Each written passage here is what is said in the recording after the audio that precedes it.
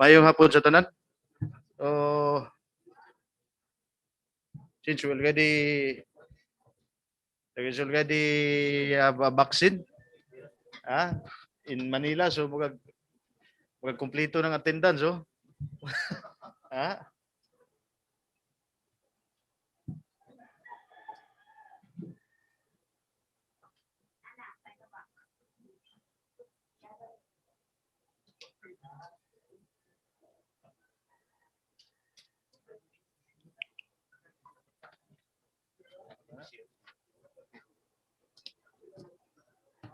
okay.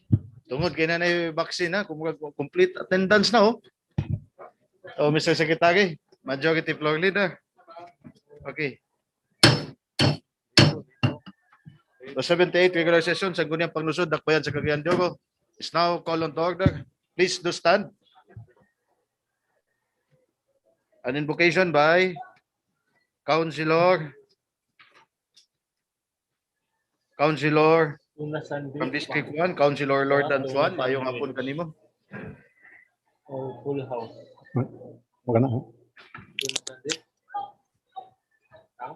Let us be reminded that we are in the holy presence of God.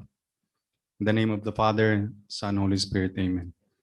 Our Father in heaven, we humbly pray that you bless this city council and all its employees and staff so that we may perform our sacred duty to serve the people of Cagayan de Oro City with utmost integrity, diligence, and skill. Keep us steadfast in our obligation to vote and decide for what we believe is right, no matter the consequences and regardless of affiliations.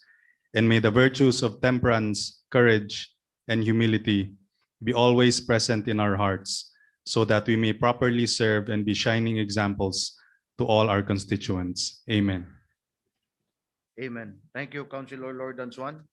And for the singing of our national anthem.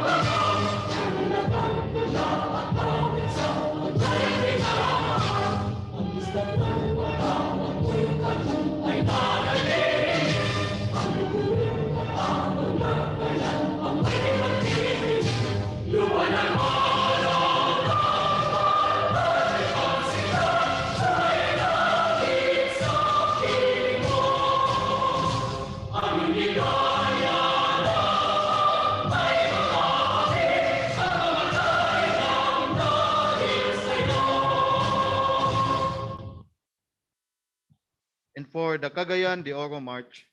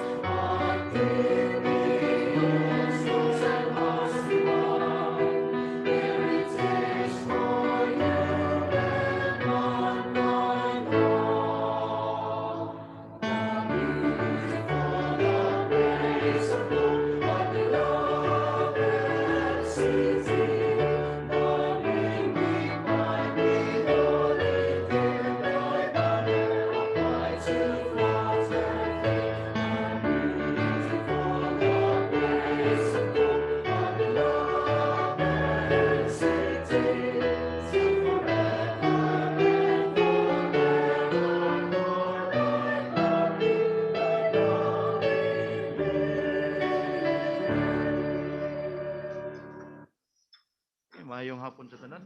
And to all the regular members of the 19th City Council, maayong hapon. Mr. Secretary, maayong hapon. Majority Floor Leader, maayong hapon. And to all who are present, Dr. Akap, our City Veterinary Office, maayong hapon kanimo. And welcome to the 78th regular session. And so as our media friends out there at the back, maayong hapon kaninyo. And so as our fellow Cagayanons at the back, also, maayong hapon kanatong tanan. So at this moment, Mr. Secretary, can you do the roll call and determine if we do have a quorum this afternoon? Honorable Renier Joaquin VOy, City Vice Mayor and Presiding Officer. Maayong hapon. For the first district councilors, Honorable Edna Imdahino, Honorable J.R. Pascual, Honorable Roger G. Abaday, Honorable Saldi O. Ocon, Honorable George is Goking, Honorable Ruben R. Daba, Honorable Lodan G. Swan, Honorable Romeo V. Calizo. For the 2nd District Councilors, Honorable Joylene Mercedes El Balaba, Honorable Maria Lourdes Isgaani, Honorable Ayan Mark Q. Nakaya, Honorable Josette G. Magtahas Daba, Honorable Chodolfo E. Lau Jr., Honorable Enrico D. Present. Salcedo, Honorable Jocelyn B. Rodriguez, Honorable Edgar S. Cabanlas. For the ex-officio members, Honorable Yan Lam Islim, Liga ng mga Barangay President, and Honorable John Michael L. Seno, City SK Federation President. There is quorum, Mr. Presiding Officer. Okay, thank you, Mr. Secretary. So we do have a quorum. We will now proceed to our order of business. But this moment of time, Majority Floor Leader Ayan Mark Kiblat Nakaya, our Majority Floor Leader. Maayong hapon kanimo, Majority Floor. Mayong hapon usab, Floor. Mr. Chairman, Vice Mayor Renier Joaquin Velez Kikang Uy, in green, And so you are blue, deep blue. and to Well, all the restrictions nowadays, Majority Floor Leader, and to our fellow 19th City Council, and to all of us, the travel restrictions are lifted already. yes, Coming from IATF, and they already have, I think, I heard that they already have a vaccine. So, I don't so want to speak on already- behalf of they Councilor already have a Maria vaccine. Lourdes Gaani, Mr. So, Chairman. if there is number one who are in line, so the majority floor will be the third in line to vaccinate. That's as We would like to volunteer, Mr. Chairman. that the travel restriction from different parts of the Philippines is already lifted. So at that least- signals any occasion relative to our Maybe- function, Mr. Chairman, we should attend and participate. Yes, maybe it is a sign for us to transact for a legal business or anywhere in the, since the restriction is lifted already, so there is no from different health protocols that you have to follow, especially for the legality of papers, certification or clearances from the different health agencies. So I think it's already, we can move it freely anywhere in the Philippines. So that's a notice to Councilor J. Pascual also, Mr. Chairman. Well, maybe that is will be the first sign to roam around Councilor J. So not just Cagayan de Oro, you can spread the love of yours As the head of the tourism committee. as a head of tourism committee. Oh, that's it. In line with the public, in line of public service, no? Since you are the tourism chairman, so maybe you can double it time. You can double time from the back, from the front, or like lechon ba? We Anyway, also would like to greet our colleagues a good afternoon, Mr. Chairman. We are almost perfect in attendance. Oh, perfect at attendance, huh? And fellow Cagayanons, friends from the media, good afternoon. I move, Ay, Mr. ako. Chairman, to dispense with the reading of the minutes of meeting on February 22, 2021, and to consider the furnishing of its copy to every member as the reading itself. Properly moved by the majority floor leader. Second. Any second? Seconded. Is there any correction? Correction? Correction? Hearing none. Hearing none. It is hereby approved. I likewise move for the approval of the said minutes of For meeting. its penalty. Seconded. Second. As discussed in the previous session, Mr. Chairman, we have on appearance one proposed motion number 2021-03 to hear in aid of legislation the herein resource persons regarding the African Swine Fever (ASF) in Cagayan de Oro City, as well as the actions or responses being undertaken by the city and other agencies to address the same and other related issues and concerns. We have invited as our guests and resource persons, Dr. Angelita E. Barcelona, the Regional Technical Director of the National Meat Inspection Service, Region 10. She's with us through a virtual connection, Mr. Chairman. And we also have invited Mr. Paul Douglas S. Kalingin, the acting city agriculturist. I also, yes, he is participating through virtual discussion, Mr. Chairman. And we have Dr. Dale Franco Billiantec, the Veterinary Quarantine Station, Region 10, Bureau of Animal Industry. Is he around? Or in our link? No. So we also invited Dr. Loshin Anthony B. Akak, the OIC Department Head of the City Vet Office, is personally in appearance before us in this session hall, Mr. Chairman. So I move to suspend the rules, Mr. Chairman, to allow non-members to participate. And with this, may we request Councilor Edgar Cabanlas to address the first concerns of the City Council before these resource persons, Mr. Chairman. So Okay. the motion is to suspend the rules. Okay, the seconded, properly moved and seconded, so the 19th City Council Parliamentary Rules of Procedure is suspended. Okay, Councilor Edgar Cabanlas. Mayong hapon kanimo, Councilor. Mayong hapon, atong ambungan ug butan nga Vice Mayor. Sa nakbayan sa Cagayan de Oro. Atong majority floor leader, mabutan usab nga mga membro sa konseho sa Cagayan de Oro. One of the most active city councils in the Philippines now. Okay. Sunod lang. And of course, I would like to say hello and good afternoon to the guests that we have to enlighten us on where are we in this fight against this swine fever, African swine fever. Ako primero naglibog ko kung Mr. Chairman, kung dinira ba sa ato mo idaghan ng nangamatay nga baboy o I want to know that. Where is the concentration? And then unsa ang gihimo sa atong mga opisyalis sa animal industry, sa Department of Agriculture, sa atong veterinary office.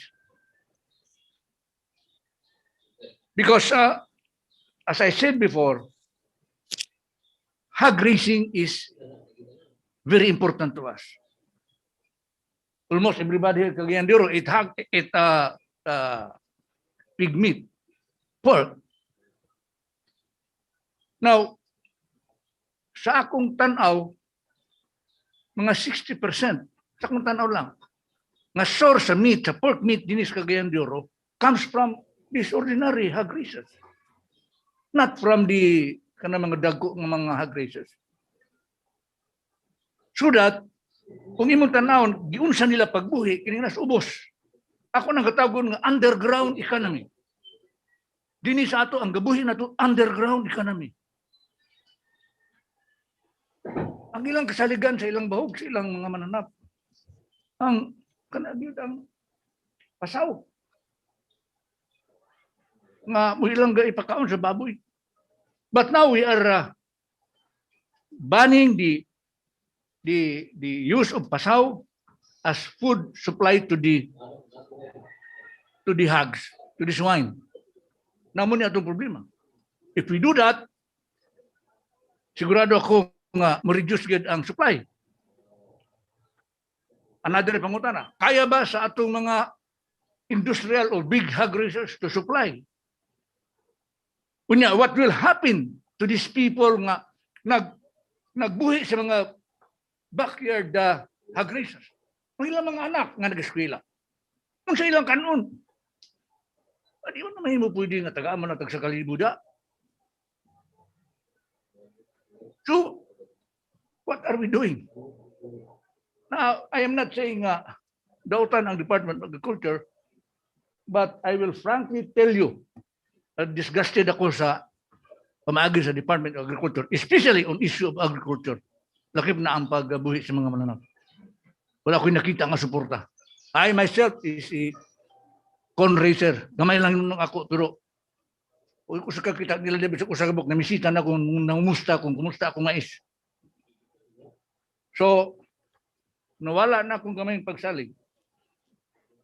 So, I want to hear, kay ang importante din ni Mr. Chairman nga, ang concern na to sa mga gagmay nga mga hog racers, kung saan nila pagbuhi. Naya mo mga silingan, nagbuhig na pulo kabuk mababoy, hurot kipamatay.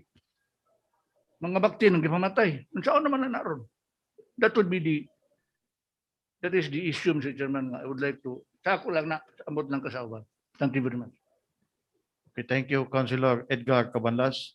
So we already have the resource speaker this afternoon. Majority floor, in line, they have the order of Yes, Mr. Chairman. speaker. We understand that the appeal and the questions expounded by Councilor Cabanlas are being addressed to the Department of Agriculture. However, there is no representative, Mr. Secretary, from the DA office or from the Bureau of Animal Industry. Anyway, maybe we can proceed through our NMIS first, Mr. Chairman, Dr. Angelita Barcelona, to kindly Okay. shed light on the questions raised by Councilor Cabanlas. Followed by Dr. Akak and the city agriculturist, Paul Rocky Kalingin. To the august body of the City Council of Cagayan de Oro, Maayong hapon. may hapon kanimo diha majority leader Councilor Nakaya o kaniyong tanan sa tipangutana ni Kuan unsay nahimo sa Department of Agriculture. Ang NMIS member kami sa Interagency Task Force. So Okay. so part kami sa mga sa mga pagplano unsay ang approach niini.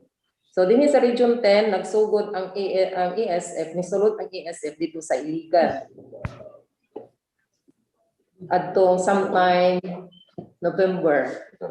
So nisulod dinhi sa tuwa bag-o lamang nagdungan gyud ang Mantikaw, Initaw ug ang Cagayan de Oro City. Sa Mantikaw anay duha na ka barangay. Ang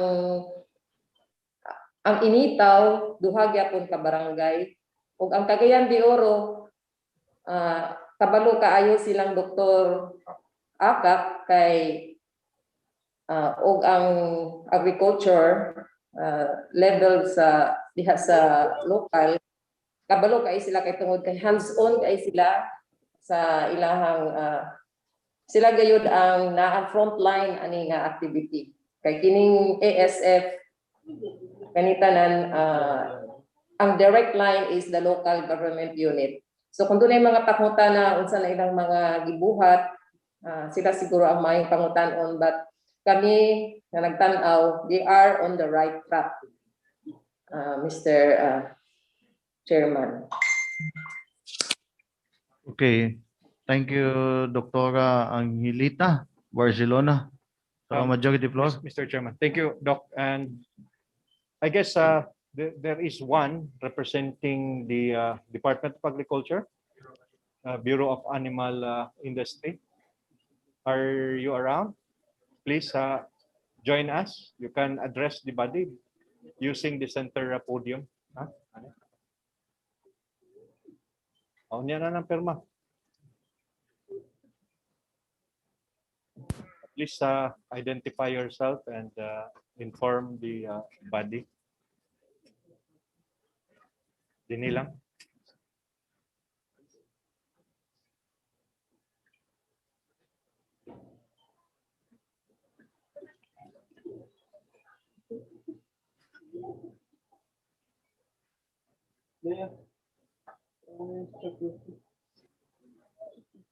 Okay. Dr. Jake SCP.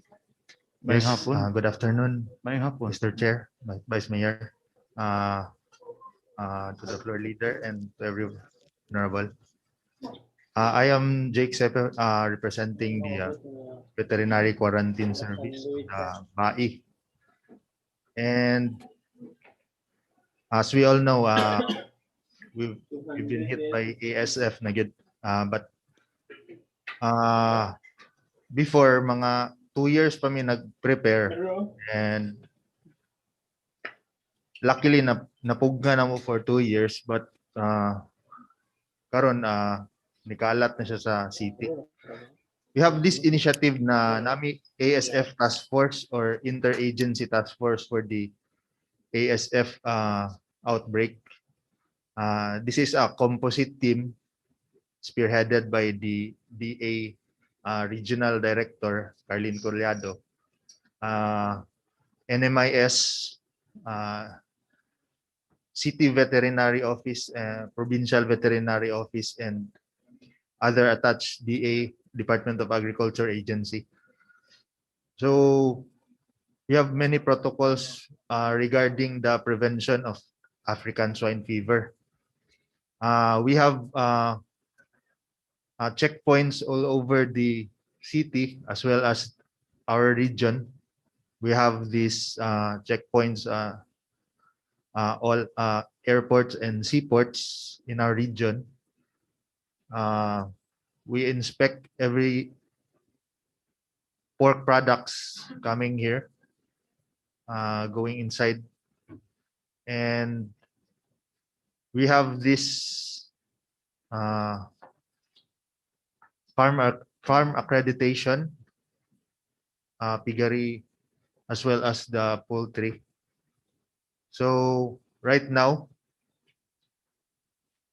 as the ASF is slowly creeping out in each of our vicinities, we had this stamping out procedures. This is a protocol, a national protocol patterned by the national initiatives. That's why,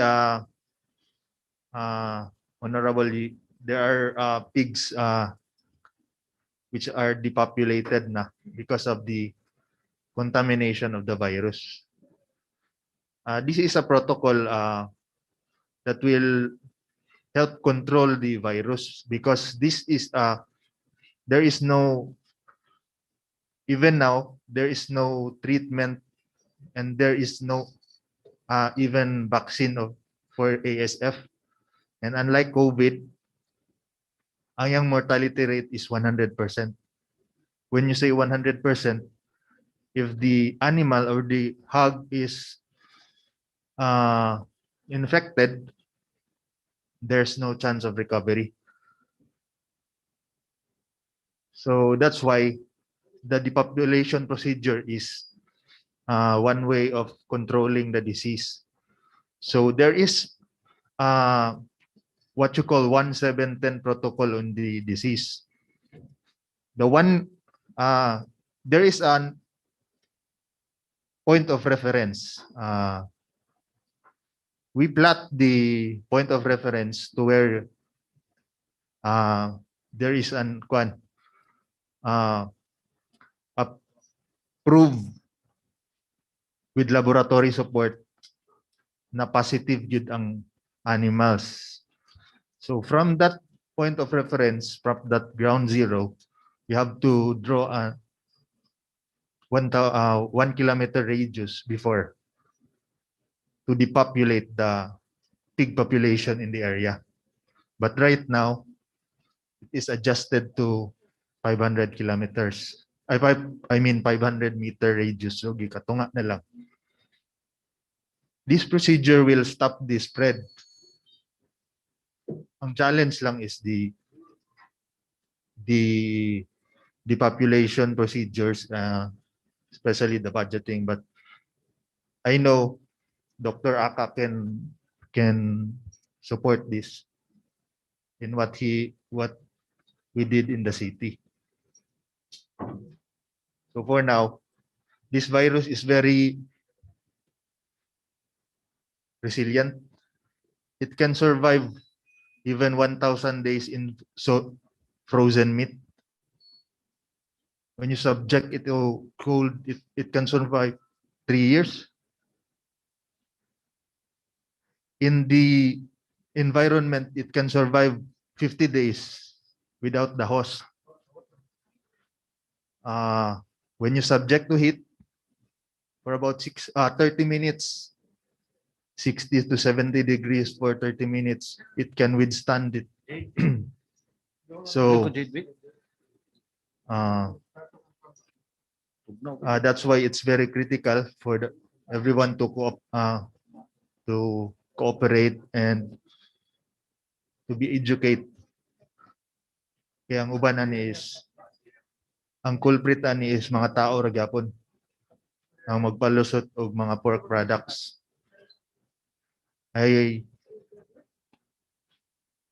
So thank you, and ma-discuss further ni Dr. Akak, sir.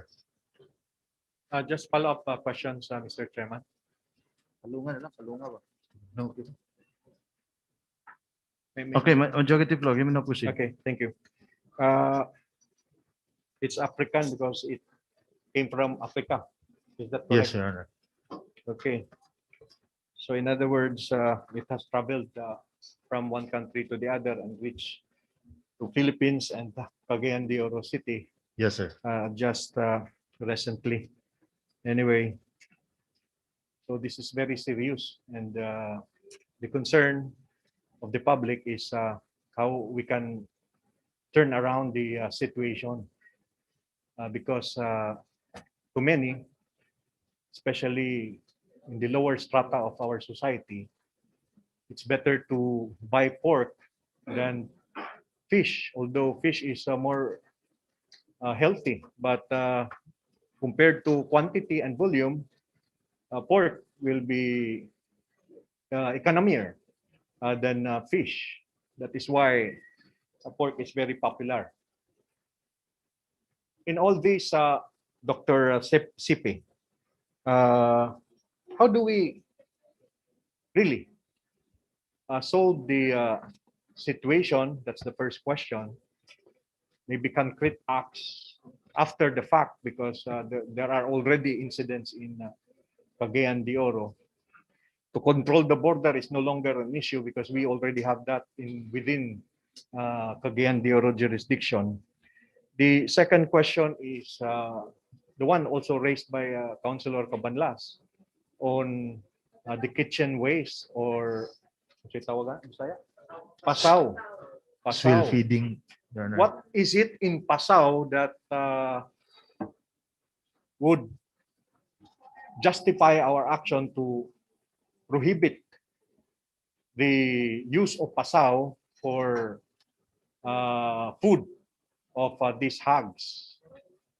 Is there a study that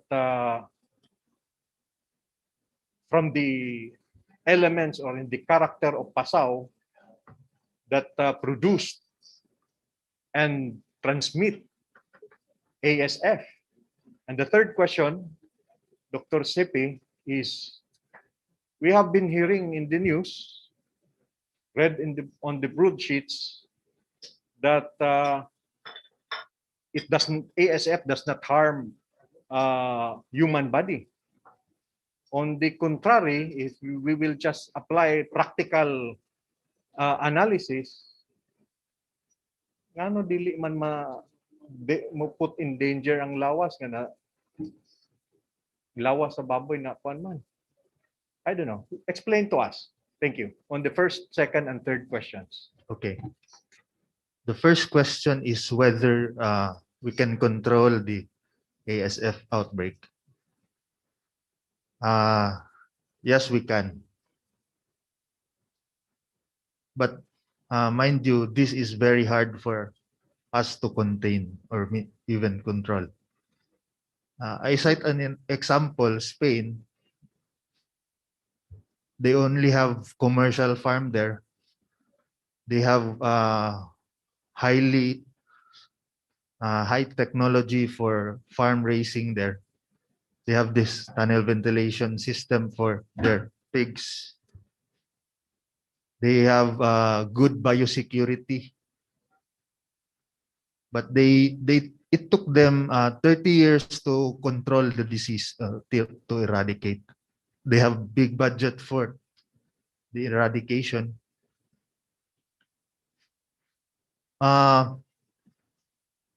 Number one is budget.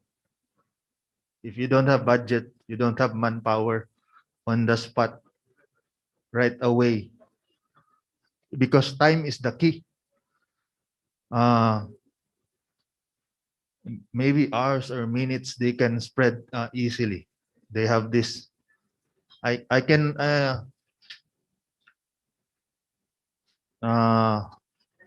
budget for the indemnification fund is very small. If I were the farmer and my pigs are sick, with the 2,000 pesos indemnification fund of the LGU and 5,000 sa national, about, and I have this 100 kilos of baboy worth, example, karon pinakaubos na ng 150 pesos per kilo. So times 100 kilos, so dako-dako gyud siya compare sa 7,000. So what others did is ilang ipalusot ang karne. And the transmission of ASF, number one, direct contact. A direct contact from infected pig to healthy pigs. That's number one. Number two, by vectors. With it's either mechanical vectors or sa tao. Magunitan ang contaminated nga karne or animals, katong mga secretions niya. And when he goes back to his own place, bahog siya sa baboy, matakdan. Ang ikatulo, kaning soft ticks kato sa baboy. But luckily, we don't have it here in the Philippines.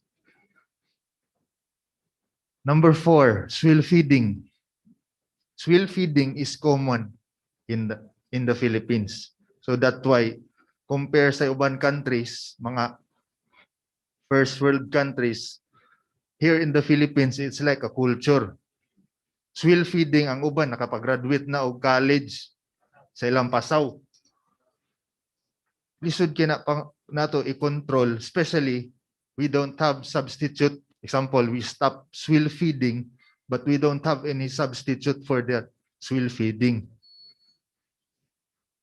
Swill feeding, tubago na ko Honorable. Unsay naa sa swill feeding, usually magluto kag karne. Na yung mga meat scraps, mga mumhumumho, mga salin-salin, that will all goes to the swill, means swill feeding or pasaw. And when the pig will eat that with alleged contaminated meat scrap or paggugas nimo, ang uban butang dito, it is very effective for the transmission of the disease. So that's why we, together with our city veterinary office, we have this initiative of bypass operation, especially on the online seller of meat products. Even in the supermarket, usually here, headed by Dr. Akak, we constantly bantayan namang mga mall of the pork products, especially mga canned goods, i-confiscate na namo diretso. Mga sausages coming from Luzon, before we don't have any of it yet here in our area. So grabe ka mong kuan fight, especially when the COVID time, there is a rampant online seller for meat products. Meat products is usually pre-cooked, but there are studies showing the virus is still detectable. So even Mang Tomas, even Hans Pork and Beans, beef loaf, katong you can say na maling. Na mga samples nga nag-positive, which is China 1 year earlier from the outbreak of ASF. So mo po na number isa na mo ka kuan is kaning online seller of pork and pork products.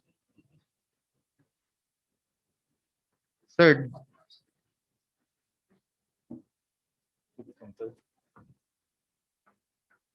your third question is the transmission. That is what I've discussed. But the transmission is through direct contact, indirect contact. From the carcass hogs to human. Okay. Accordingly, it's not. It does not destroy or Yeah. even. This ASF virus is an DNA virus which has a very thick capsid, a protein coat, which is gahimo sayag very resilient virus. It cannot infect human for now because this virus kana bitong padlock key o padlock principle. The virus can only attach to a porcine cell.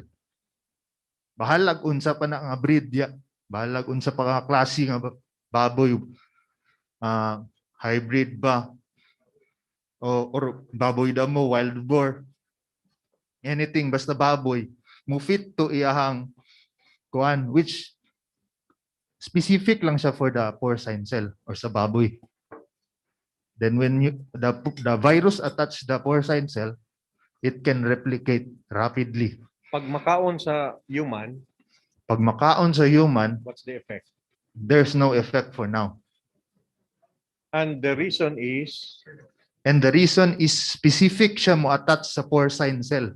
Sa baboy lang gid siya nga cell.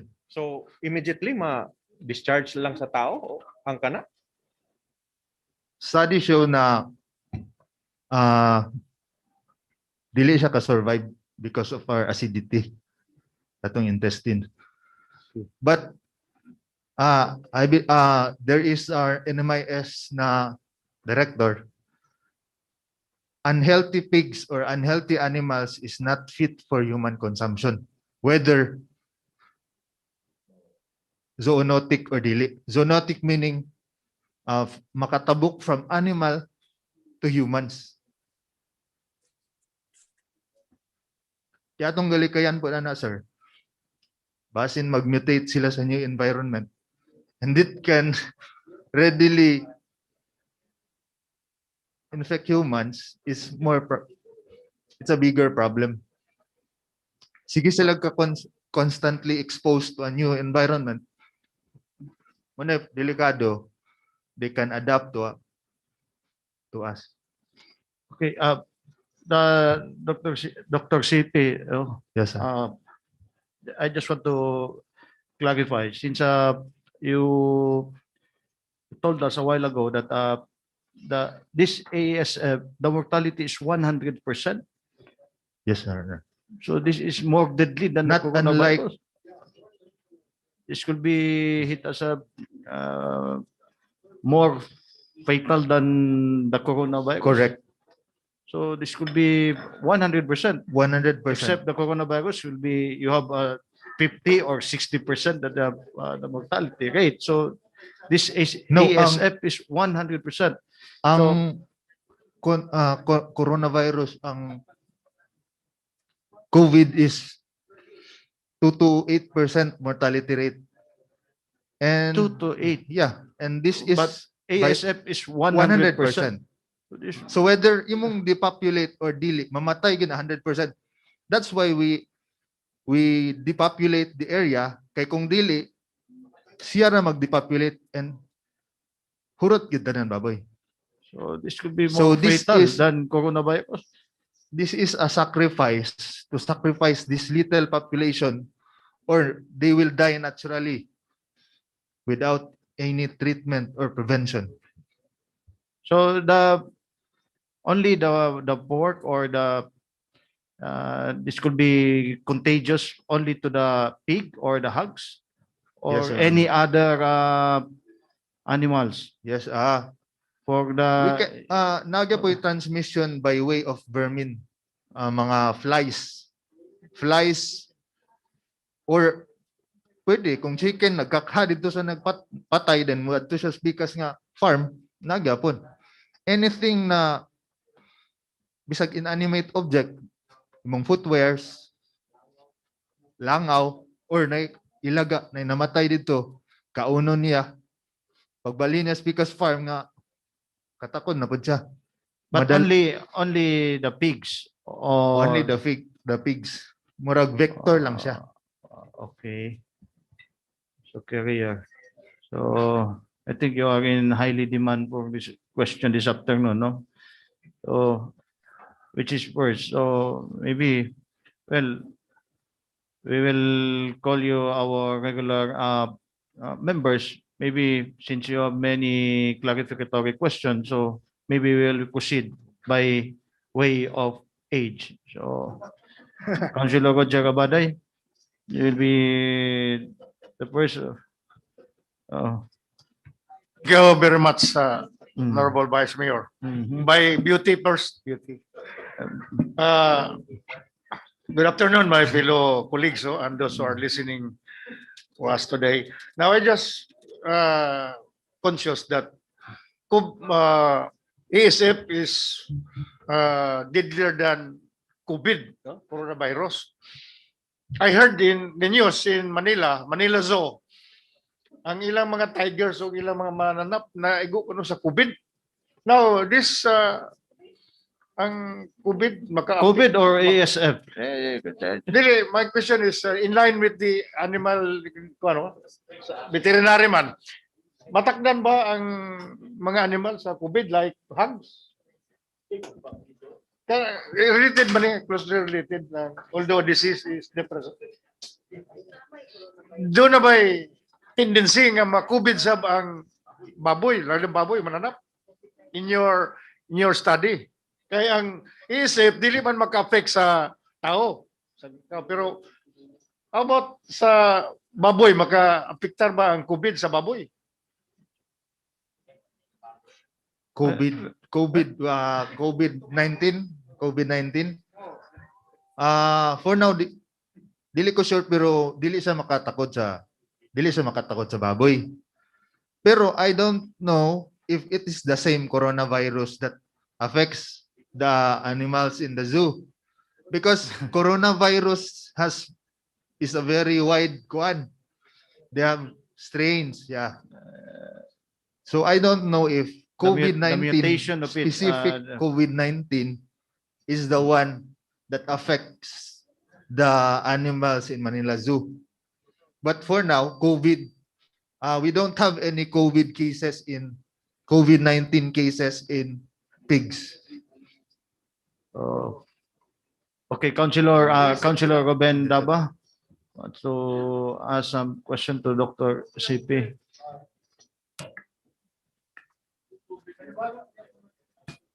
Hello. Thank you so much, Mr. Chair. Doc, maayong hapon and then maayong hapon sad sa atong mga kauban ug ang atong bisita sa likod. Doc, ang ASF, Doc, dili man na siya zoonotic, no? So dili siya. Pero grabe kay ko scared kay kustanan kay ang avian dili ang kana bitang kuan karon. Avian influenza. Yes, nag-zoonotic na siya, which is naanay incident karon sa Russia. Naanay incident. Ang akong pangutana, Doc, unsaon ninyo pag rule out na kana siya infected sa ASF through laboratory? Yes, sir. Okay, through laboratory. Ang pangutana kay na may uban gyapon nga I think naasay symptomatic o asymptomatic sa mga baboy. Yes, correct, Your Oh, Honor. ang ako makong nabantayan, Doc, kay kana bitawng, like for example, example lang lugar, kini nga barangay na anay na quote, ang gabuhaton sa atong mga kaigsuonan, ilang ibalhin ang ilang mga baboy sa mga neighboring nga mga barangay, which is very, very kulba gid kay tanan, kay ang ila is to save the baboy, pero ila sang gitagaan sad nila o grabe kaayo nga risgo ang abay nga barangay. So muna akong putana, number one, kanang naaba may study about sa ASF nga mapariya sa avian flu, which is nag-zoonotic karon. Number two is unsaon niyo pagkuandok sa kanang atong mga kaigsunan in town nga gusto nila nga masave ang ilang baboy, ilang gi pa balhin sa lain nga barangay. Salamat kay Mr. Chair. Okay, Thank you, Councilor thank you, Ruben. Honorable. Dapat. Yes, mo gid na ang challenge, sir. Usually, pag gawa sa result sa laboratory, blood results, we're using PCR pod for the ASF. But even before the results ni gawas, gina-profile na sa atong veterinary office, veterinary personnel. While profiling pa lang, i-profile la kinsay gaboy baboy dito. Na ang uban man god is nay mga fake news nga pamatyo ng baboy na. So what they did ang uban, ikatay na silang panimalay, ang uban gipalusot na, gibaligya na. Kay usually ang uban dili daw bayran, which is usually ang uban manggod is mag-process pag payment sa gobyerno, indemnification fund. It will took time. It takes time. Mga 2 to 3 months. So siguro katong una nga dipap nga barangay, wala na ko ano gayo. Manay challenge yun nga. Ang uban, gilitsyo na, giihaw. That is very crucial kay effective kay itong mga meat products. Okay lang kung mahurutanan. Ang problema if mabahog na po sa baboy. Or gigunit siya nag-prepare sa pagkatay, then pag uli niya, nasagiran sa isa ka household nga member, then mahug og baboy or silingan dito, kaduol sa baboy, ang chanilas nagbaylo, it will spread. Director Barcelona, Mr. Chairman, would like to participate in the discussion. NMS Okay. Director. Okay. Dr. Barcelona, Yes, in addition. Okay. yes, in addition, kini manggong ESF aron makontrol nato, kinahanglan nato ang early detection of infection. So, ang gibuhat nato karon kung naay mamatay in a certain area, adtuan dayon i-report ka na sa atong adtuan siya, i-test nila kung anong dugo. Kay daghan manggong signs and symptoms na acute ni siya, na acute nga wala din mapakita symptoms mo kahit lang siya kamatay. So kung i-report na dahil nila sa DA or sa City Veterinary Office, ilan ang kuhaan og dugo aron mahibalaan kung unsa ba gyud ang hinungdan sa iyang kamatayon. And then human-ana pag makita na sa blood sample nga ESF gyud siya, doon na gitawag nga i-cordon na siya, no? Doon na mapagingon nga 1710 procedure. So ang effective manggod karon based sa World Health Organization o sa OIE nga stamping out gud siya. So within 1 kilometer radius sa katong area nga naay namatay, i-call out gud siya, stamping out. So sa pagkakaroon ang gibuhat nato is 0.5 lang, no? Hinay lang siya sa 0.5. Within 0.5 kinahanglan ma-call out gud siya whether na kasi ang palibot na healthy pa siya o dili aron effective unta ang pagkontrol niya ana.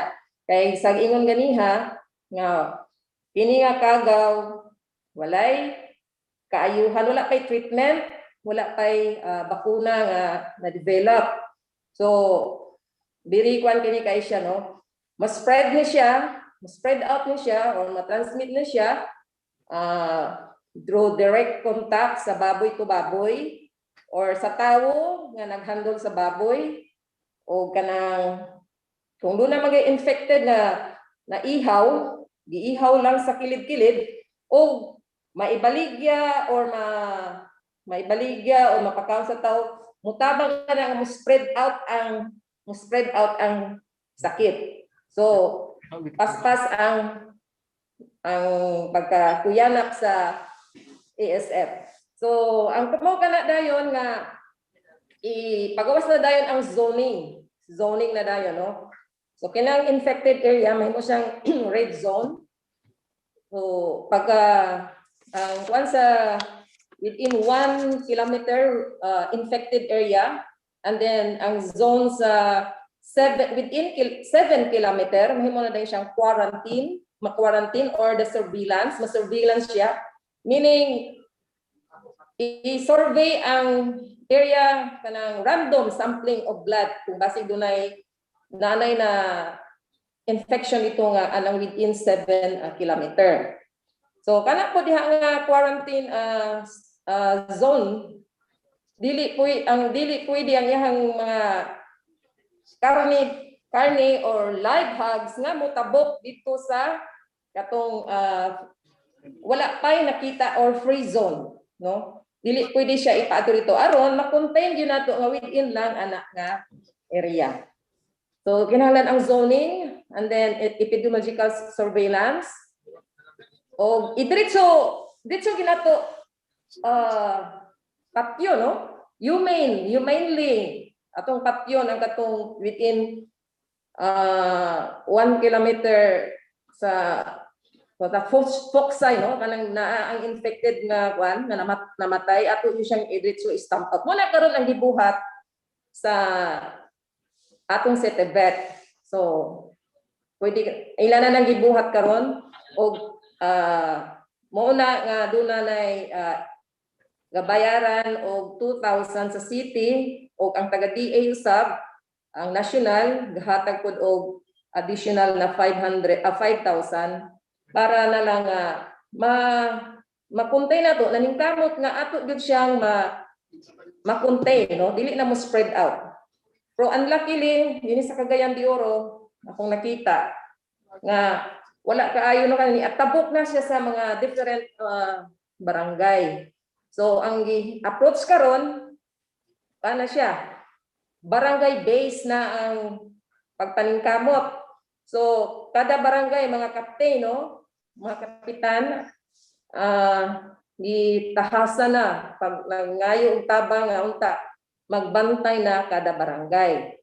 So kung nay magsakit dito o nay nagali mo tabok-tabok, ilag yung bantayan mura na siya og nahimo sa checkpoint mura nag COVID per barangay nuna na sila checkpoint. Amayo kayo ang maghanay na ni ilang Dr. Akak og sa kang Mr. Kalingin sa Apo diha. So nagtandem sila unsa ilang buhaton diha, no, nga dili mo spread out, no. Pero I don't know nganong ning katab na mga at least 9 barangays I think nga nagwana siya. Ako pong usa sa nga kuanan nga kanang mga ihaw-ihaw nato ba. So kanang nasa mga di lang nako ni kuan nga nag-ana ko, no, pero kanang litsunan nato dinha. Walay ga control sa litsunan. So usa na sad siguro na tan-awon sa barangay level. Unsa ilang presence sa litsunan nga bisag asa lang. Kay diha man god highly recommended magud nato nga kung doon naman gani ihawon, kinahanglan ipakita na siya sa meat inspector dito gyud sa slaughterhouse. Kay kanang mga litsunan wala mo gyud mga meat inspector diha. So dili nato makita kung gigikan ang mga baboy nga pagaihawon diha, no? So kung dili nato matan-awan nga o bisag kinsa nga mag-ihaw-ihaw sa backyard o kanang di basta litsunan, so general na lang akong pagka-istorya. Dako gyud kay possibility nga mo spread out og samot ang kagaw. Pero dili man nato matanawan kung nakita ko dato nga nagluya na ni nagsakit na ni og kini siya gikan ni siya anak infected nga barangay, dili man nato na siya ihaw, so automatically ato nang i-condemn o atong properly dispose, disinfect ana. So mo lang na akong ipakita sa Cagayan de Oro nga sa akong tan-aw, no, kanang atong mga lechon houses, lechonan, murag dili diha ang gap diha sa atong mga lechonan. Kay ang meat inspection mo, o paano ko sa akong levels as na ako sa National Meat Inspection Service, ang meat inspection duha ang tumong nato ani. I-prevent nato ang nga mukailat ang sakit, no, nga gikan sa mananap padulong sa tawo, o ang sakit pod nga mutakod gikan sa mananap ngadto sa mga mananap. So ato mo na atong gi-address mo na atong objective, what is meat inspection? To protect the public health and protect the animal health, no? So ang atog yung buhaton labi na kanong ASF nga dili mo spread ang kagaw. So doon na movement, no? Ang movement niya within lang yun diha. So mao naman siguro og dili kay siguro kay nako maayo pagka-explain kung doon na mga pangtana. Pero ang atong mga ako rest assured ko mga honorables nga ang atong city vet o ang APO sa agriculture ila nang gibuhat ang angay buhaton together with the barangay captains, no? Ang ako lang kung doon na ba'y enabling legislation declaring nga doon na emergency measures, kanang emergency kay sa gikaingunad ESF is a disaster disease. Kanang disaster gid siya. Disastrous gid kay siya kay moingon 100% mo wipe out gid siya. Once infected ka, once masakit ka, no, ang baboy na masakit mamatay gina siya, dili man siya matambalan. Og ato lang ang pasagdan na mo takod gina siya. So mo nang atong i-address gina to nga highly contagious kaayo ning ASF. Thank you, Doc. May we now listen to Dr. Akak, Mr. Chairman?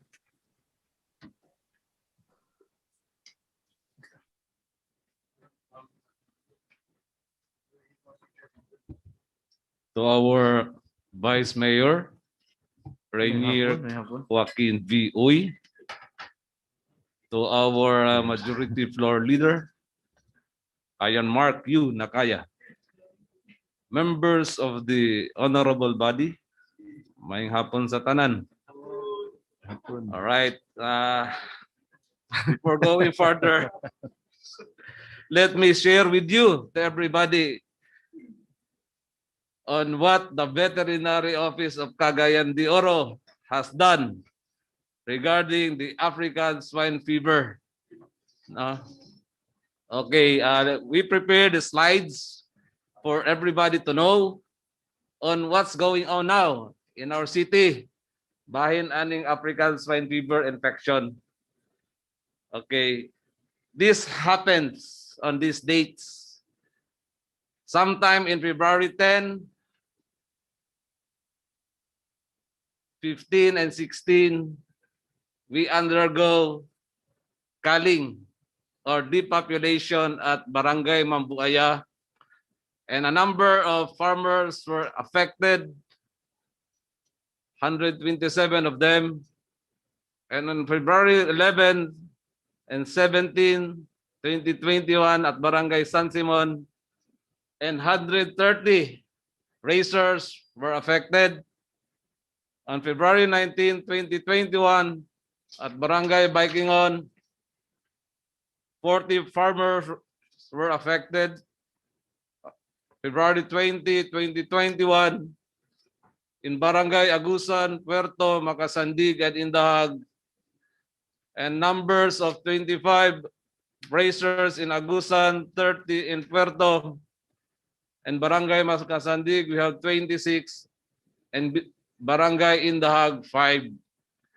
On February 24, 2021, Tablon, 55 farmers or racers were affected. February 24, 2021 at Upper Puerto, we have 22 racers affected. And on February 26, 2021, again in Barangay Agusan, 13 racers were affected.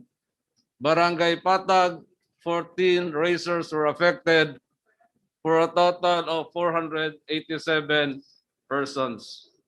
Next slide, please. So these are the barangays that are now infected or affected with the African swine fever as of February 10 up to the present. Barangay Indahag and Barangay Carmen were included here because they are within the 500-meter radius from ground zero.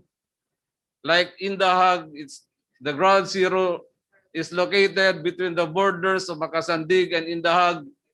So during our surveillance, part of Indahag was part of the pigs in Indahag were included during the depopulation procedure. And the same is true with Patag and Carmen. But does that not mean that these barangays like Indahag and Carmen were already infected with the virus? So still, we only have 8 barangays based on results of the laboratory exam conducted by the Regional Animal Disease Diagnostic Lab at our Department of Agriculture, Region 10. These barangays mentioned here were those barangays having this ASF virus. So, okay, what we did, all right, padayon sa taning ASF surveillance report. So we still have pending results, no? Lower Kiam East in Lumbia, Dais compound at District 1 Kanituan, and Zone 3 Kugman. So they're just waiting for results, no? On what will happen to these areas here. So let us not hope nga magka-positive ni sila. So actions taken, indemnification funds released worth 1 million for Barangay Mambuaya and San Simon. Activation of our incident management team for daddy population activity. City Veterinary Office informed Provincial Veterinary Office, Misamis Oriental, the test slaughter protocol for its commercial farms located in ASF positive miss or towns. Barangay certification requirement before issuance of veterinary health certificate to ensure source of animal is from ASF-free barangay. Created guidelines for barangays on what to do before, during, and after confirmation of ASF case. Creation of the flow of operation for depopulation activity. Implementation of Executive Order 019, establishment of additional animal quarantine checkpoints in ASF affected barangays and neighboring barangays. Next slide. Issues and concerns. First is the guidelines. Checkpoint, disinfection of suspect and positive barangays are not implemented before and after depopulation. Deployment of personnel needed. Issuance of memorandums to barangay captains to encourage their active participation in the anti-ASF campaign. passage of ordinance on the prevention and control of emerging and re-emerging infections and zoonotic animal diseases. Penalties for persons spreading false information and taking advantage of the situation for their own benefit, like compradors spreading false info to hog raisers to force them into selling their pigs at a lower price. And again, these pork supply in markets should be linked with hog raisers and ASF negative barangays to direct buyers. So this is our hotline, 0997-148-7356. Honorable ladies and gentlemen, the floor now is ready for some questions or verifications. Okay. Okay, Councilor Lord and Swan.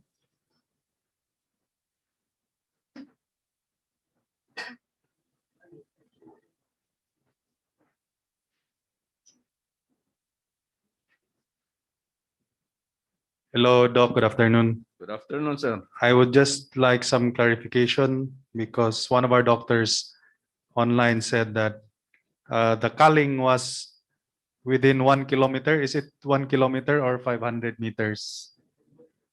It's only 500 meters. What is the significance of the 1 kilometer? So we shorten as per advice from the Department of Agriculture, which we rely much on their orders. We reduce it to 500 meters. Thank you. How about the indemnification of it's 5,000 from the national and 2,000 from the LGU? Yes, Is it per pig or for the entire farm? per pig. Per pig. There is a classification of the payment on the animals being candidate for culling. Winners, no, kanang sabi ni saya, lutas bitaw siya, age mga 2 months above, they are valued at 5,000, and below that one, from age day 1 up to the below age before winning, gikuha na siya, 3 heads is equivalent to 5,000. So the total amount that you receive for indemnification for every pig, if it is already weaned, is 7,000. Yes. Okay. Thank you, Yes, sir. Yes, sir. Mr. Chair. Mr. Chair. Okay, thank you, Councilor Lord and Swan. Okay, Councilor John Michael Seno, you want to have a question of agriculture? Okay, Mr. Chair. just reserve your question. Okay, Councilor Edgar Cabanlas, since you have raised your hand, I think you have a question to address to.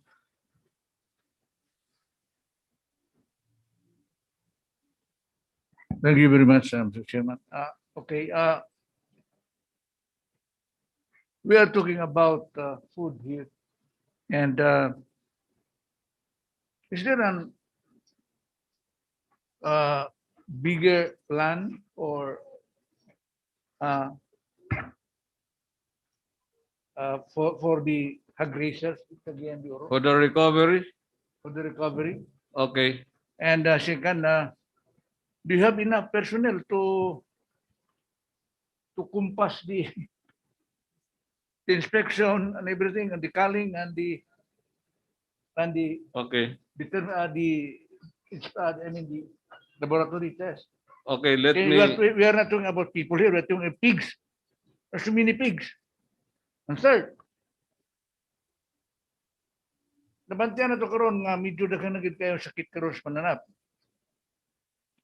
And is there a plan from the DA to change the paradigm of food supply? For example, ang pork,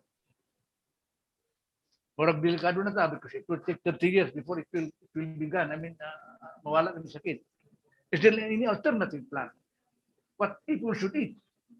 If there's no more supply of pork, doon na ba kami mga plano nga inyong i-elevate ang awareness sa tao sa pagkaon sa lamb or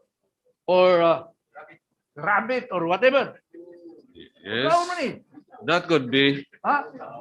Ano, That could be. do not just solve the problem. Lugar ka na makita nimo. Tactical issue. We are talking about a strategic issue because it concerns about food. Ito na po may mga plano, anak. Thank you very much. Okay, thank you, Councilor Cabanlas. Let me outline on how this being done, no? Kining how it all started. Inani man eh, katong pagsugod gyud sa ESF sa Cagayan de Oro, there were reports of animal deaths in the area somewhere in Mambuaya, in Zone 2 Mambuaya. And similar incident also took place at Zone 2, Barangay San Simon. So, we conducted disease surveillance by collecting blood samples and examine it dito din sa laboratory. And the result found out that these animals collected with blood were positive of African Swine Fever. So dito nag-start, and with tracing back the history of what really happened, dunay kuan dito, dunay one animal raiser, gabuhi siya baboy. Aside from gabuhi siya baboy, doon na po siya ingon ta rugar livelihood. Ato na siya bukid somewhere in Rogongon, part of the illegal borders sa Tignapuluan and kining Bisigan. Dalas ato siya dito, bringing with him katong banig. Gibarter niya atong duha ka buok baboy without passing our checkpoints at the kuan dito sa border. He reached siyang destination, siyang balay, dito siya gagis likod. Only to find out later nga sige na dahil kamatay ang baboy siyang silingan. So dito dayon na-discoveryhan nga ingon ana day ang kuan, inana ang history. Dayon dinhi somewhere sa San Simon borders of Opol, ang livelihood sa mga tao diha is kini mga biyaheros sakay motor, mutungas, paingol bukid dito somewhere in Opol in the boundaries of Lanao and Misamis Oriental. There is a point there nga dito sila magdinawata anang baboy, bringing it diri sulod sa atong syudad. So dito nag-start, dito din nag-start ang kuano kining infection. So mo lagi we have existed do na tay mga existence of checkpoints. Walo ka na sila kabuok, but still mangita magyud og pamaagi kaning trader nga makapenetrate gyud. Agi ka na sila sa mga trail nga sila na nasayod, tabok sa suba, arsahon ka na nila ilang motor, bringing with them kanang mga items nga we do not know. They are already carriers of the sakit ASF. So diya nag-start hangtod nga may kamang dahil paingon dito sa Baikingon. Ang incident sa Baikingon ingon ani ang history. Dunay anay nga nag-inhit gikan sa San Simon gidala dito sa Baikingon kay tuara man dito ang Borstad. Dito gipa-stay og 3 days until aya pa dayon gipapaulit dito sa iyang origin sa San Simon. Namatay dayon katong naka-serve nga bur nag-suffer na sa sakit nga ASF. Kaya apan ingon ta collecting blood samples examined then it found out that it was already infected with the virus. So diha ang diha ang mode of transmission. So dito na dayon nahitabo ang kading depopulation or stamping off or culling of animals as prescribed by the national government based on the World Health Organization protocol. Now, once there is already an outbreak on that area, buhaton gyud ang depopulation or culling procedures. So what we did, there was already a coordination between our team diri sa City Hall, members sa IMT or the Incident Management Team. Pagkabalaan dayon adto nga there was already an infection there from ground zero, we cordon the area mga 500 meters of the city agriculture office staff. They started profiling those people inside within that kining radius of 500 meters. While the veterinary office, our preparation was to do the kanang depopulation procedure or the eradication. Kay tulo maguni siya ka activity. First is the isolation. We have to isolate the area, eradication or elimination of the disease, and C is compensation. We call it IEC. And now, human naman tanan ang activity, we are now on the R, the recovery stage. For my part, doon ako yung mga huna-huna nga we shift to other kind of livestock commodities para sa ang mga farmers maka-recover apod sila. Why not raise manok, ducks, rabbit, goat? Basta kay doon ay source of food not only for money but also for subsistence, for survival. Nga there is food on the table. So inana no, let's go back to the old ingon tarugar nga old practice nga we have to raise our own food in order to survive. So ingon ani karon atong kining situations karon, and DA is willing to help also in the forms of loan. Kay doon ay ilang grant nga loan, ang mga 25,000 man ganito, payable for 10 years without collateral or interest. Basta lang kay ma-member lang sa RSBSA, the Registry System Basic Sector in Agriculture, which is being led by our City Agriculture Office. Once a raiser or a farmer is a member of that registry system, then he can be qualified to have loans para po sa iyang recovery nga stage. So still mo kani karon no, I also connected with my friends in the private sector nga if you can help us kani pagkandak aning mga pamaagi nga they can recover. So doon na pa ko'y kinanglan po nga mga formal po meetings anak nila para gin atong introduce diri sa ato. Para bay naman lang sa ginagmay nga pamaagi makakontribute po sila sa need adto mga 400 plus nga mga tao nga affected ani karong kaning infection nga African Swine Fever. Okay. Yes, doctor. Okay, Councilor Thank you. Ruben Dava. Want to ask question? Question dili.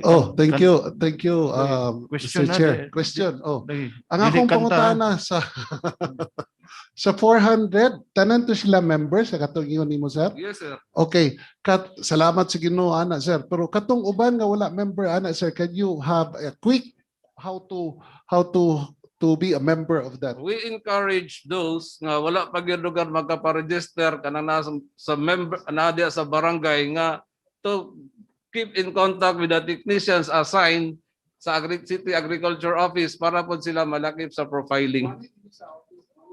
Dito na mismo sa ilang barangay. Dito na sa area. Dito na mismo sa area. Okay. You're welcome. Okay, Councilor Romeo Calizo. Thank you very much, Mr. Chairman. Just two questions, Mr. Chairman. Doc, Yes. I understand the big industrial hog growers also supply pork to Cagayan de Oro. Is there a guarantee that these big hog growers, their pigs are free of the ASF? Yes, sir. Yes, sir. Yeah, because according to our good doctor who earlier presented, he said kanang ASF kana bang ilahang how do you call that kanang imong agian disinfection foot bath may not be a guarantee for the non what you call this transfer of the virus from one place to another, because it exists even at the most it's so resilient according to him. That's why what is the guarantee of these big establishments that indeed there's no ASF in their respective establishments? Okay. So your first question, sir, is the guarantee of these big piggery farms if these stocks they are being that are being subjected for slaughtering is free from ASF. Yeah. Okay. Sila karon sa kining mga members sa Normin Hagno kaning Northern Mindanao Hog Raisers Association, ilan na yung gi-enhance karon ng ilang biosecurity. So, what is biosecurity means? A simple application of a disinfectant is what we now call the biosecurity. Kay parang ingon tarugar nga secured gyud kayo ang ilang area, even their kining ilang mga transportations that are being used for transport of these pigs going to our slaughterhouse. There is a system nga ilang gi-employ nga katong gigamit pag kuha going to the slaughterhouse, they no longer use that one para nga kuha na sa another batches of pigs.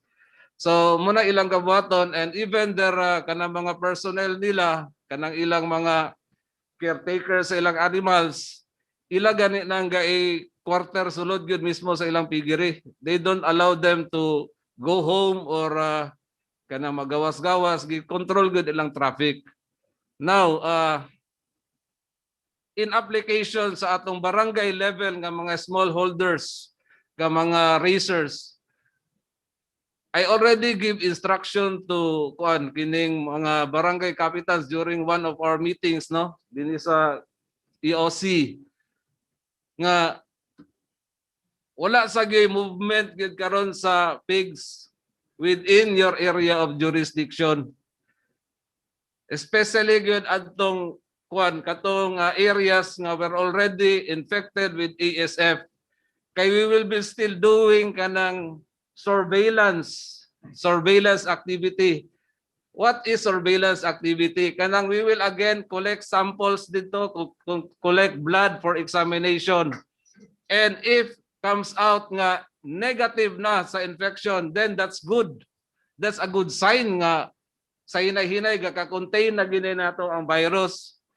And for those negative kining barangays negative of African Swine Fever, based on the results of the laboratory exam of blood, kung doon na pigs dito ready for slaughtering, ready for disposal, pwede na nato na siya ma-issuehan og certificate that it is a guarantee nga kana nga baboy is really negative of ASF infection.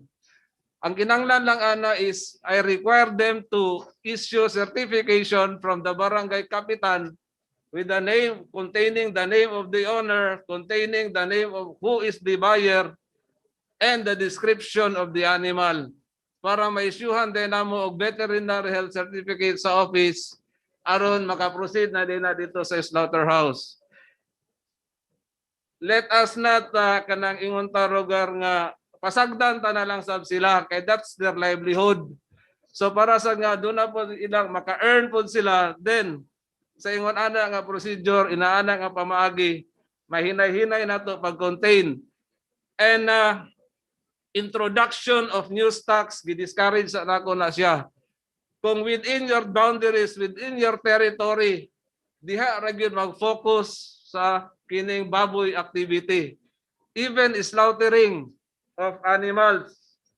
Well, di maginato sila mapugan kay that's their own ownership, sila may tagiyana. But let us be very careful. Kining disposal anang mga fluids, kanang dugo nga gakuan dia during the bleeding part, ilubong gyud na siya, then kanang karne dili gyud na siya pwede nga i-transfer dito sa another barangay, kinanglan diha ra gyud mismo or another balay, dili gyud na siya for food consumption, for home consumption, then diha ra gyud na mo stay sa imong jurisdiction. Dili na gyud na tugutan nga mo transfer pa, umubalhin pa kana sila. So that's one way of kinabitang to control. And again, I instructed my veterinarians to visit your barangay.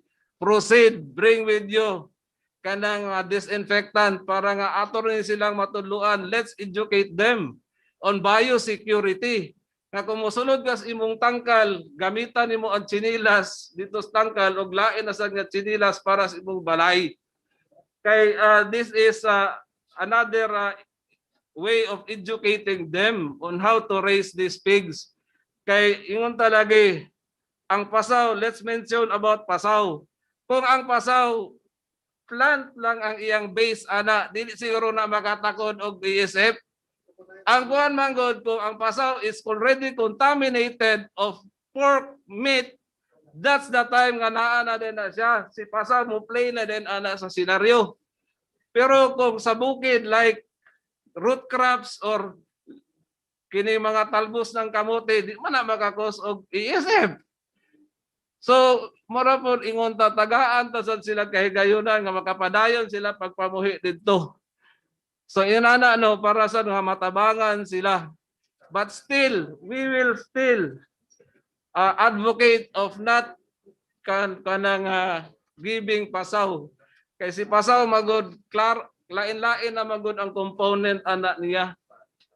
Pero kung dito lang originally came from the area self-sufficient, then I can say nga walay ESF anang pasaw kay gilang ipakaon dito. That's the reality. Inana man. Just one follow-up, Mr. Chairman. Okay. Anyway, I saw in the presentation there are 10 barangays where the infected hogs were depopulated and involved 400 households. 400 house. Doc, no? Yes, sir. Yes, sir. Now, this is an offshoot of an information that has reached your office. My question is, for us to be a little proactive, kay uga maghulat lang mangutag impormasyon na naanay mga gakamatay nga mga baboy tungod lagi aning ASF. Well, that's the only time that we will react on this situation. My question is, do we conduct a periodic survey, a periodic inspection based on what you have said that you have been conducting surveillance? Yes, Kay sir. dito sa Patag, okay ra kay ang among ipang-disperse, kami na mismo may nag-solve hatag tagamay nga kwarta sa luoy man pod. And we agreed. I know you have been there, Doc, no? And we are Yes, very sir. thankful for your action. Yes, sir. But we got information that in some neighboring barangays, nagyapon ko, no? Puno lang po, no? But that goes my question. Do you conduct periodic survey and inspection as regards the probable presence of ASF in the different barangays? Yes, sir. If there are reported kanang My question is not based on reports because we should go a little okay, proactive. right. Okay. So ingon ani magyud ang reality, sir. Kita sa city, we don't have our own laboratory. We are more dependent on Region 10. All over Region 10, we only have one regional animal disease diagnostic lab. And ang logistics there is limited. Limited ang logistics. Dili man pwedeng kining ingon ta we will do surveillance, daily surveillance, then we will collect samples, then submit it to them. Pwede sa nila balibaran. Kaya ang ilang protocol dia is kung reported ko lang deaths or there is for disease surveillance, then ma-accommodate nila. Pero kung everything is normal, then we will collect blood samples and submit it to them. Mura siguro og mobaliba dapat sila. Yeah, I'm already satisfied with the answer, Mr. Chairman. Well, we are now aware that indeed our city veterinary office need really a little support in terms of equipage because 3 days. according to him, they don't have their own laboratory. They lack personnel. this indeed needs a little legislation. Thank you very much, Mr. Chairman. Okay, thank you, Councilor Romeo Calizo. So, Councilor Thank you, Tridin sir. Thank you, Mercedes sir. Balaba. Yes, ma'am. Thank you, Mr. Chair. Doc, nasa slide, ang Mambuaya, 145 affected farmers. Yes, ma'am. Farmers ni, dili ni siya pigs. Yes, ma'am. So isa ka farmer, pila ka buok, average niya na pigs ang iyang gina-raise. Ko ano, kanang sa Mambuaya, ang number gina nga pig nga nakal was 432. 432 over 100 plus nga kuan, that's the average kuan. So, oo, daghan kaayo. Ang So Mambuaya, wala siyang figures. Average of 4 ba? Alright. so would you na-declare na yan na advice for this kind, like specific barangay, no hog racing at the moment? Kay studies, di ba yung 3 years, ang virus before mag-yun siya ma-eradicate? Yes, ma'am. 3 years. So, at this time, February 10, 15, 16, nagkaling For mo. 3 So, days. karon possibly, tanan mga hogs na sa Mambuaya infected. Tanan kadako nga 200, pila ni 391? Saan ni? 391. Oh, pigs. Tapos may ubog 500-meter radius from katong infected na barang or area. Tapos katong within 500 meters kay tungod sa contamination through kanang bitong chinelas ana. What about the langaws? Okay. Ang langaw, tama na ba na 500 meters na siya mula po Okay, let me explain, ma'am, nganong ingon ani. Beyond the 500-meter radius from ground zero, katong dito gyud nahitabuan, then pagkandak na mo og another surveillance, daghan na din kay mga reported nga mga deaths bitaw outside the 500-meter radius. So giadtuan na sa mong personnel. So nagresemblance magid siya sa the same nga mga symptoms nga gipakita rugar atong infected sa African Swine Fever. So what the owner did is ila na lang yung voluntary surrender.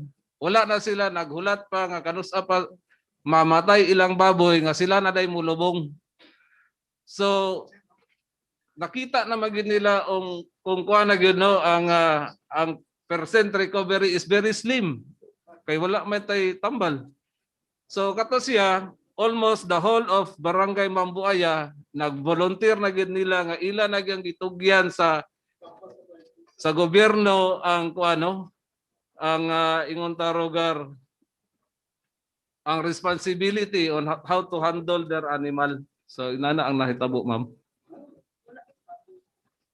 Almost none. Almost none. Kanang Mambuaya karon. Og we will not encourage food nga magbuhi pa sila karon kay murag naa pa gid. Depende na din na sa advice sa national government, no? Sa BAI, sa bureau kung pwede na ba magkuan man na, we term it as sentinel nga after 3 months mag-testing ta diha og buhig baboy, then we will collect blood samples, submit it to the lab. If it found out to be positive of kuan, then di pa gid angay dai nga magbuhi ta. Sentinel. Yes, ma'am. Okay, Councilor Edna Kagawad, Dahino, Ma'am and Inday. lastly, Councilor John Michael Zeno. Spray. Good afternoon, Mr. Chairman. Good afternoon to my fellow councilors and our Afternoon. visitors at the back. Mr. Chairman, I would like to ask Dr. Akak, with the strategies and programs in place already in our city, I would like to ask if you have, if you know the plans of the DA and the Bureau of Animal Industry so that you can synchronize your actions in which to combat this problem, Mr. Chairman. Dako kani nga problema, Mr. Chairman, we cannot just have different aims with this very crucial problem in our city. Thank you. Yes, ma'am, there is a coordination between the national government represented by DA and our local government of the city of Cagayan de Oro. Doon naman gani ito'y doon na ito'y depopulation schedule nga mismo si Red nga Collado sa Department of Agriculture. Kami gyud nag-uban dito sa burial site para to witness on kung unsa gyud atong kabuhaton sa city regarding aning depopulation.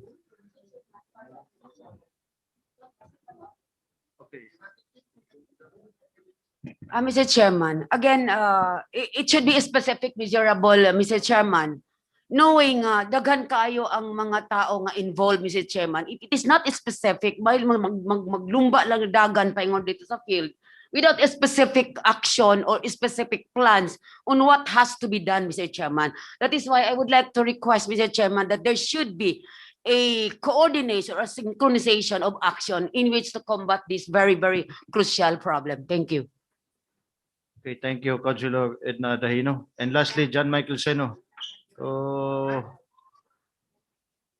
make it quick, Councilor John Michael Seno.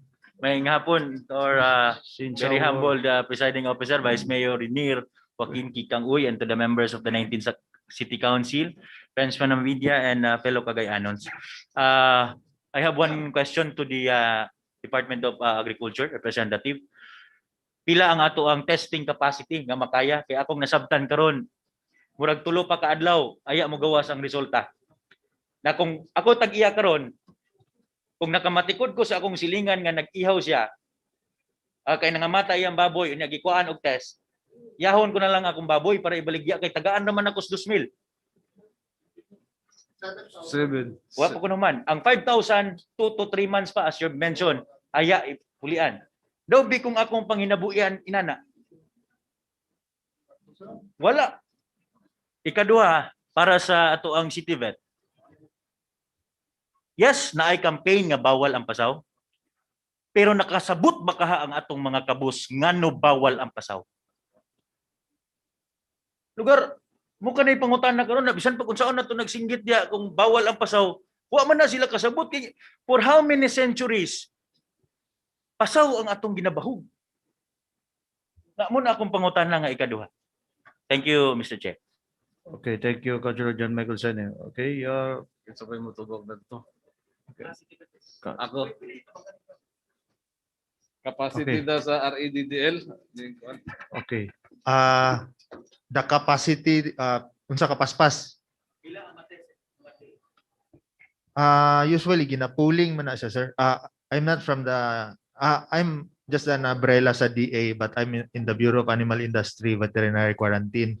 But in behalf sa DA kay wala may ilang representative, usually gina-pooling na nila. Marag ang mga blood samples it takes 3 days. 3 days to have the result. And limited lang ang ilahang reagents. So that's why ang mga isubmit dito nga sample like Dr. Akak said is just katong yung for disease investigation, katong naanay mga signs and symptoms o katong unexplained high mortality. Mo to imong pwede kuha og sample then isubmit sa laboratory. Pero for purposes of kanang monitoring lang, kung walay high mortality rates, dili mo mudawat ang RADDL og blood samples. And right now, murag nay guba something sa ilang machine. Ang uban, dili sila 100% kadawat. So, ang uban sa Jensen pa ipadala. Okay. It is from your perspective, no, based sa imong statement, I think the DA now is on a reactive side, not on the proactive side. We can allocate 5,000 para sa ato ang mga igsuon lugar nga bayad na lugar silang baboy up 2 to 3 months. Nganong dili man ta nga makapalit og machine nga para mapaspas, matest na nato tanan nga para once and for all. Mahuman na pud ni kay luoy ang mga backyard hog raisers ug luoy ang mga consumers sa medyo taas nga presyo. Okay, thank you, Councilor John Michael Seno. Well, Okay.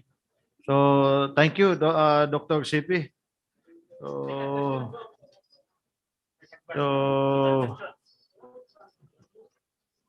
well, we do not have enough time, so majority floor. So is there any other um, scheduled Anyway, invited guests? Well, anyway, okay, Mr. there is none Chairman, already presented, all of them. yes. So, well, the best way is that the method of depopulation. So, mo na lang yung pamagi. Since there is no vaccine, and then the mortality rate is 100%. So, the best way and best way and efficient way is the depopulation. So, that is why that is the method that they are using right now. So, we are onto it. So, majority floor. Thank you, Mr. Chairman. We would like to thank Dr. Angelita Barcelona, the Regional Technical Director of the National Meat Inspection Service, Region 10, and representing the Veterinary Quarantine Station of Region 10, Bureau of Animal Industry, Dr.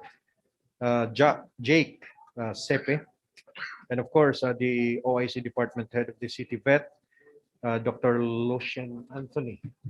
Akak, I'd like how you deliver your introduction.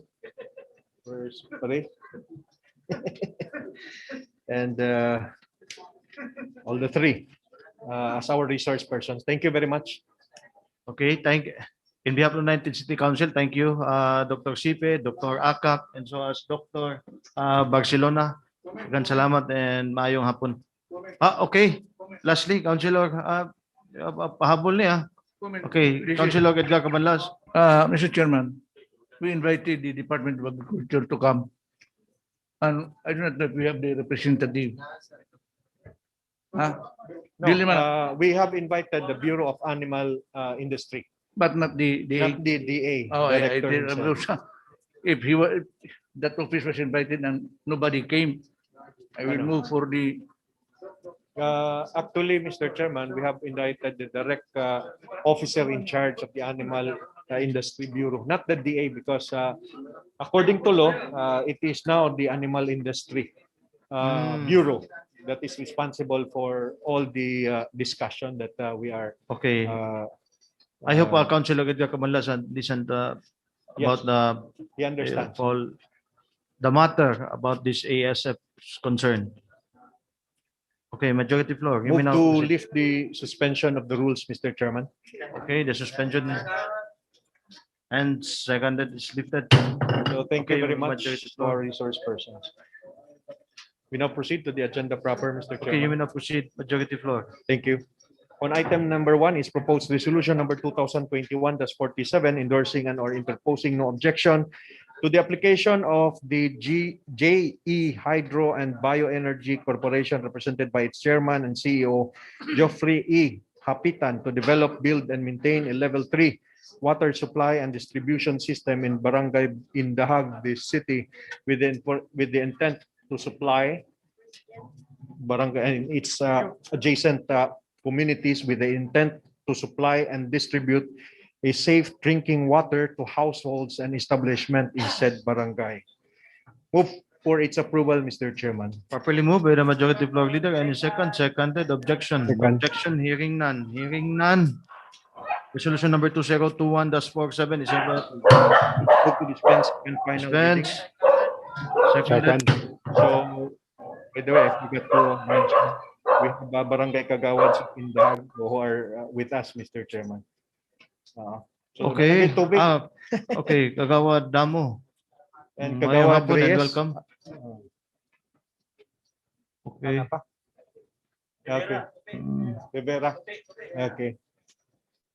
So, congratulations. Congratulations. And Mr. Kagawad Joel Baldilubar Rivera. also is here present. Okay. So, thank you. Thank you. Okay.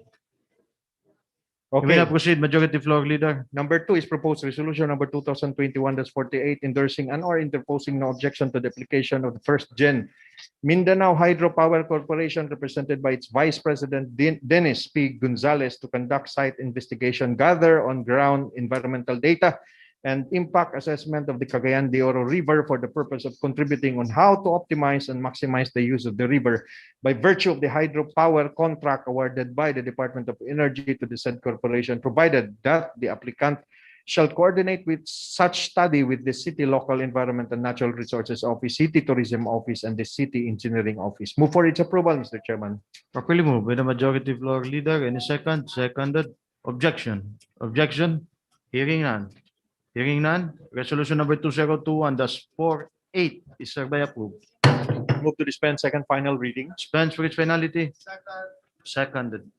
Number 3 is proposed ordinance number 2021-26 for floor discussion, granting franchise to Mr. Silvestre R. Inosian to operate and maintain the cockpit in Dahag Square Garden located in Barangay Dahag, the city, for a period of 3 years under the terms and conditions imposed herein and subject to the existing laws, rules, and regulations pertinent thereto. May we ask the chair to recognize Councilor Roger Abaday? Okay, Councilor Roger Abaday.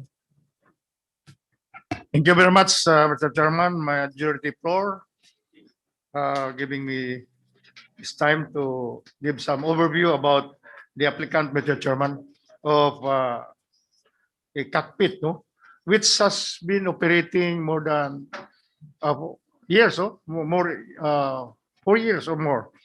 The Indahag Square Garden. In fact, they were operating by virtue of a resolution allowing them to operate. And they were stopped because what is required under the law, they have to secure franchise. No? And now they were advised upon their advice of the authorities that they have to secure clearances. Okay, Mr. Chairman. Councilor Roger Abaday, just propose it in a proper way of motion. Yes, Mr. Chairman. They have complied. They have complied already with the requisites under requirements that is mandated by law. Now, Mr. Chairman, I'm inviting you to give your, in fact, if you have supervening opinion that was opined by the City Legal Office, particularly paragraph, the last paragraph, last paragraph, no? Last 3 paragraphs, it cited the decisions of the Supreme Court, Mr. Chairman. Last para Appendix E, page 46. For me, Mr. Chairman, cockfighting is governed by antiquated law, the PD 449, because this is what Okay, the 449. okay, Councilor Roger Abaday, just propose it in a proper motion. Before that, Mr. All Chairman, that I'm you giving you said, it all stated actually in the document filed. It's all, Yeah. the regular members is already have the copy of it in every of their table. So just propose Okay, it in Mr. a Chairman, proper motion. based on the files and records, the Indahag Square Garden has complied all the requirement, and it is on the discretion of the plenary, Mr. Chairman, to whatever moves in support with this. That is why. So make it a proper motion. So just read the motion ordinance and then we will. I move for the approval of Okay, this. read it properly. Ordinance number like that. So to make it a proper motion, just a proper motion. I move, Mr. Chairman, for the approval of this ordinance. Okay, properly move. Any second? Seconded. Objection. Objection. Okay, Councilor Suset Magtahas na ba? A clarificatory question. Okay, that's it. That is no need to expound it anyway. There is already stated here, all in all. May, yes. Okay, Councilor hapon, Sosette may Magtahas hapon Dama. sa tanan. Maayong hapon. I would just like to ask the author or the chairperson of the Committee on Games, Councilor Roger Abaday, what actually transpired during his committee meeting? Why the City Legal Office came up with such comment that was attached in our agenda? Because based from the endorsement of the letter coming from the City Legal Office, the SP cannot issue more than what is allowed in the Philippine cockfighting law. So I would just like to ask the good councilor regarding what transpired during their committee meeting, Mr. Chair. Thank you. Okay, that's it. Okay. Thank you, Councilor Sosette Magtahas Dama. Okay, Councilor Roger Abaday. Thank you very much, Mr. Chairman. All documents were attached and submitted to the City Legal Office for comment. That is why I am inviting you that the director of the City Legal Office, if it is consistent with our the passage of this ordinance,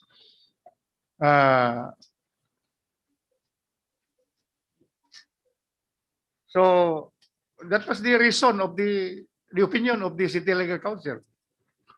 As in this, yes, City Legal Office. So I am inviting your comment with regards with that opinion. I am not a lawyer, but we have a lawyer. I think we want also to hear his opinion, because for me, Mr. Chairman, we are now, Cagayan de Oro is now past economic and industrial city. There is a burgeoning industry, no? So the cockfighting law advanced that it is already governed by antiquated law, the PD 449, which was issued 45 years ago. So according to the Supreme Court, that in the light of the local code 1991, which is authored by not less than the late Senator Pimentel, that PD 449 was not yet, although some of the laws and decrees were amended, but this PD 449 was not yet amended, Mr. Chairman. So I am inviting all members of the City Council, what are your supervening opinion with regards to the opinion of the City Legal Office? Mr. Chair. Thank you, Councilor Roger Abaday. Mr. Chair. Councilor George Goking. Mr. Chair. May hapon, Mr. Chairman. Maayong hapon. I support the statement of Councilor Sosette Magtahas Daba on what was the legal opinion. I know my colleague there, Councilor Abaday, he said he's not a lawyer. So what was the statement? Is the city legal in favor or not in favor? Thank you, Mr. Chair. Okay, thank you, Councilor George Goking. Councilor Edgar Cabanlas. Mr. Chair. Okay. Okay, Councilor Edgar Cabanlas. Thank you very much, Mr. Chairman. Okay, we cannot escape the opinion of the City Legal, which there attached to the record. But let us remember that the opinion of the City Legal is an opinion. And in many cases in the past, although there is a contrary opinion, the City Council insisted on its own opinion. That is has been repeatedly advised to us by the City Legal in all our deliberations and committee hearings, that their opinion is only advisory. Therefore, the City Council as a whole, as a body, it can overrule the opinion of the City Council, provided that we understand what we are doing. The local government code originally, the law that controls the grant of franchise and operation of cockpits is the cockfighting law. But in 1991, when the local government code was passed, the local government code repealed repealed the entire operation of the cockfights. But there is a provision in the cockfighting law which was not repealed, according to the Supreme Court, and that provision is there should be a limitation of one cockpit for every municipality or city. But if the population of that municipality is more than 100,000, then you are allowed another That one. is the new one. That is the new one. That is the old one. That is the old one. Well, the 100,000 Nakaroon, in addition. oh, in addition, himo na allowed na dayon, gani ako sa kung tanaw na ng balaod, allowed ang duha ka cockpit sulod sa poblasyon and another cockpit outside the population. Tanaw niyo ng balaod ya. Tutulo. Now, synchronizing everything, Mr. Chairman. If that was the idea of the law, that they may allow one cockpit for every 100,000 population, then ang atong syudad sa Cagayan de Oro has about 1 million people, di ba? 1 million people. And so, taking the average of 100,000 per one cockpit, that's around 10 cockpits. Now, but of course, we are not doing that. But what we have done is that if we have, are we going to violate the law if we will pass this ordinance? Or have we violated the law already? I think we have violated the law already, the Supreme Court decision, because we have 4 cockpits in Cagayan de Oro as of today. Ano ba yung nangutan na? 4.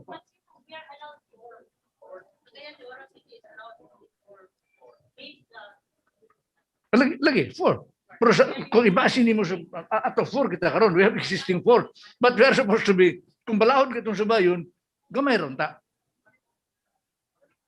So, now, if we will add another one, now another point, I think this is very important. I was also thinking, when you put up a cockpit, you talk about distance. Distance, yeah. You talk about certain number of kilometers. For example, Bugo. Bugo. Bulwa. Ibuta asang sa?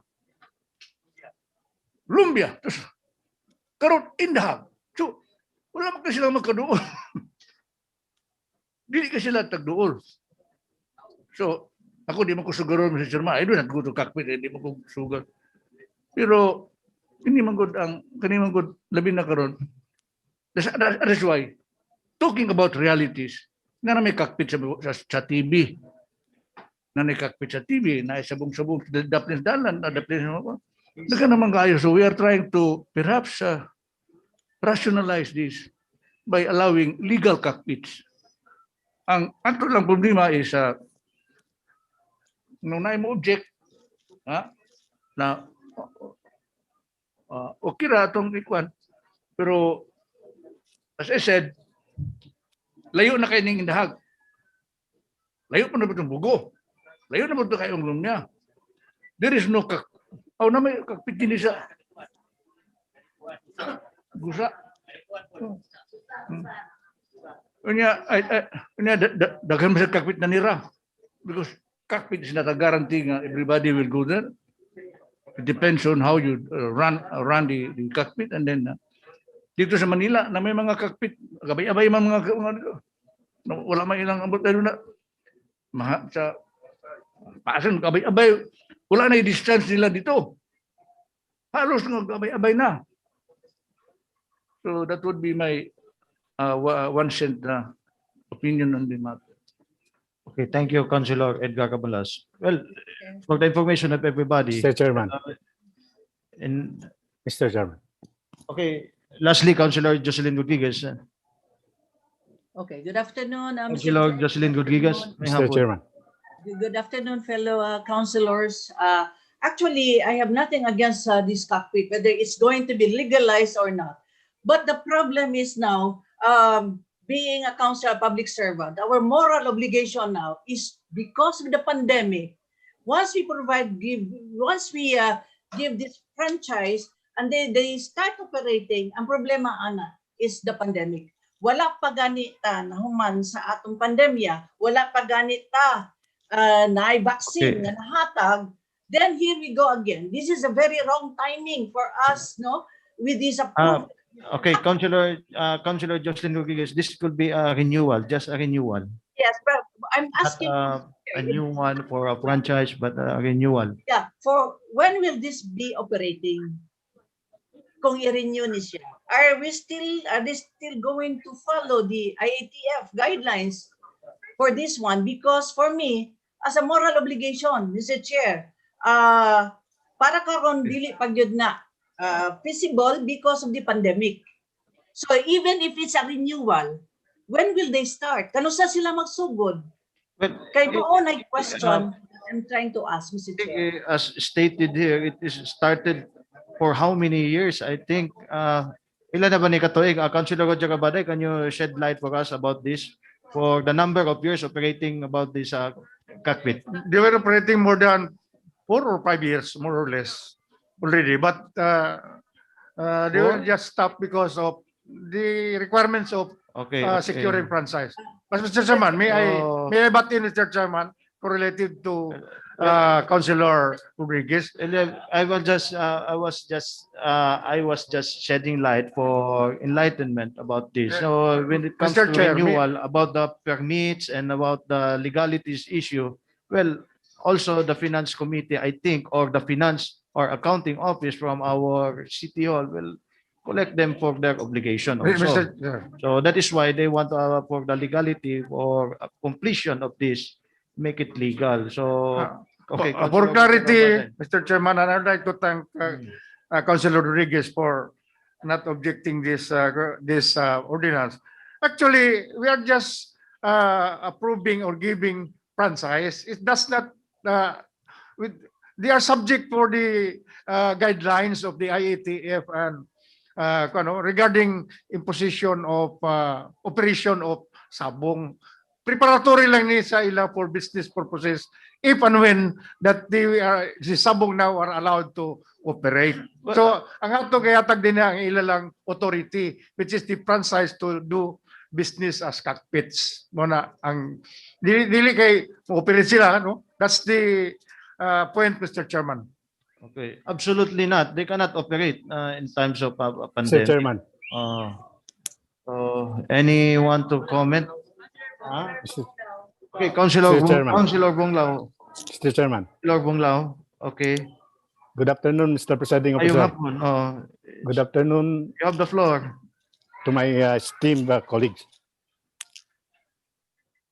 Just a point to ponder, Mr. Presiding Officer.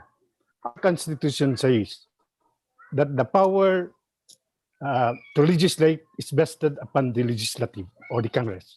The power to interpret the law is vested in the Supreme Court. And the power to implement and execute the law is vested in the executive.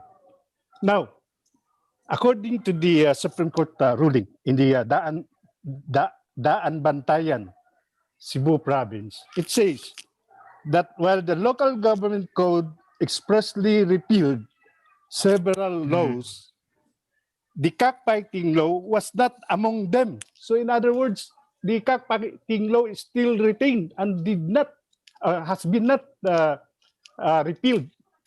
So let Congress do the repealing of this law. It is not within our authority to interpret the law. So therefore, Mr. Chairman, because of this, I am objecting to this proposal because the cockfighting law is still operative. Thank you. Thank you, Councilor Chodoko Bonglao. Okay, Councilor Joylyn Mercedes Balaba. Thank you, Mr. Chair. Ako lang po tanon si Councilor Abaday.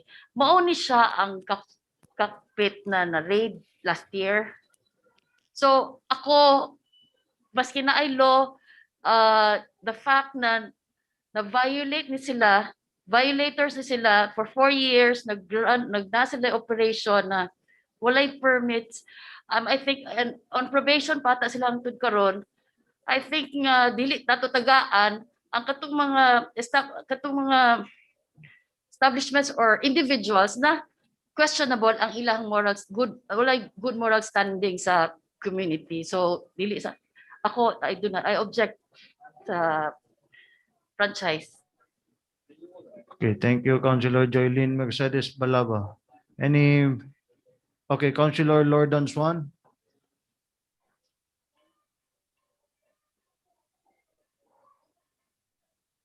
So I would just like to be very clarified. If we grant this, it's only a franchise and they are not going to operate as of now. Okay, and another question is that how about the cockfighting law? Is it okay if we go beyond 4 since I think we already have 4? Yes, because I read the opinion of the city legal and they said that the city council has the power to legislate on the operation of cockfights. And so I think it's okay, but as long as we are within the bounds of the law. So that's, although I must admit that I did not read and study the entire opinion. So that's my concern because if they are allowed a franchise without operating, then that's very good. There's no problem there. The only concern would be the other thing where we might go beyond the one, because if there's no problem with the limit, then I don't see any problem with the renewal.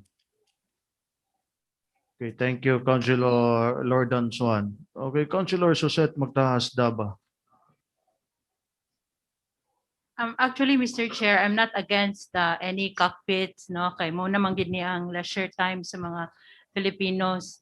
I'm just more on the legal issues na we might go beyond what is allowed sa Philippine cockfighting law. So, maura na siya ang ako ang concern, Mr. Chair, kay the City Legal Office, based sa gi-attach nila diri sa agenda, na sila gipang cite na cases dated in 2005.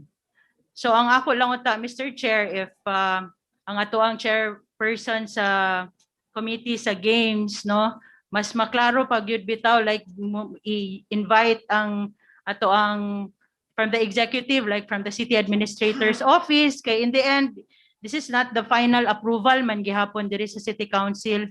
Sa katapusan dito man gihapon sa executive ani ang implementation. So I hope I just wanted to be cleared aning sa legal issues kay dili man gid tanan ingon nga against for cockpits, pero ang ato di sad ta makalapas lugar sa ato ang duties and responsibilities being part of the city council. Thank you, Mr. Chair.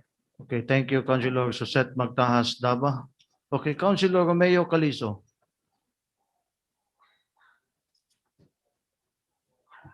Thank you again, Mr. Chairman.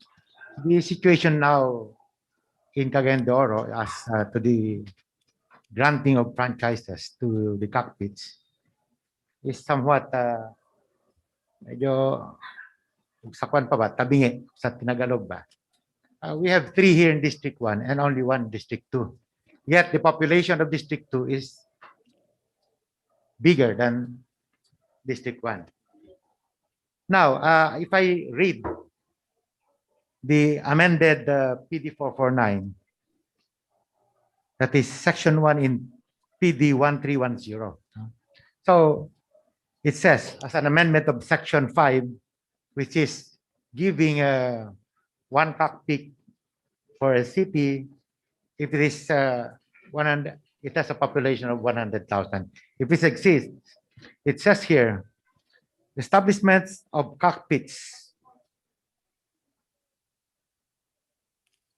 One cockpit shall be allowed in each city or municipality, provided, however, that in cities and municipalities with a population of more than 100,000, 2 cockpits may be established in the population and one each in each district. Which now the per 1310, which amends the provisions of PD 449. Because then they said the PD 449 in the 70s is already antiquated. Now, Mr. Chairman, in the Hague Square Garden is applying for a franchise so that soon, if they be allowed to operate, anyway, the operation of cockpits now is not yet authorized. It's only the executive that can grant the authority to operate. But now, the situation here in Cagayan de But Oro, no I think the operation issue here cockpits is not for the operation, but yet. for the franchise. Yeah, now for we the are renewal. here to decide whether or not we are going to provide the franchise. If there's a violation of the law that we've committed, it's because we provided franchises to the three here in District 1 and only one in District 2. With that, Mr. Chairman, I think it's just but fair if in District 2 we can add another cockpit. In District 2, I know it's rampant. The illegal cockfights just in the streets is already ongoing. And our enforcement units have a hard time stopping this. It is because of the absence of a legal cockpit that operates. Okay, okay. So that's my only contention, Mr. Chairman. Okay, thank you. Okay, okay. Thank you, Councilor Romeo Calizo. Well, there is no issue after all. Since Councilor Roger Abaday will defend it as long as I just told him that he want to just propose it in a proper way or motion. He defended already that without asking any question. So that is why your fellow councilor, well, we have to decide on this matter. No, I am not into it about this sabong or any card game or any gambling. But at this moment, as far as I'm concerned, the 19th City Council, as I heard Councilor Edgar Cabanlas,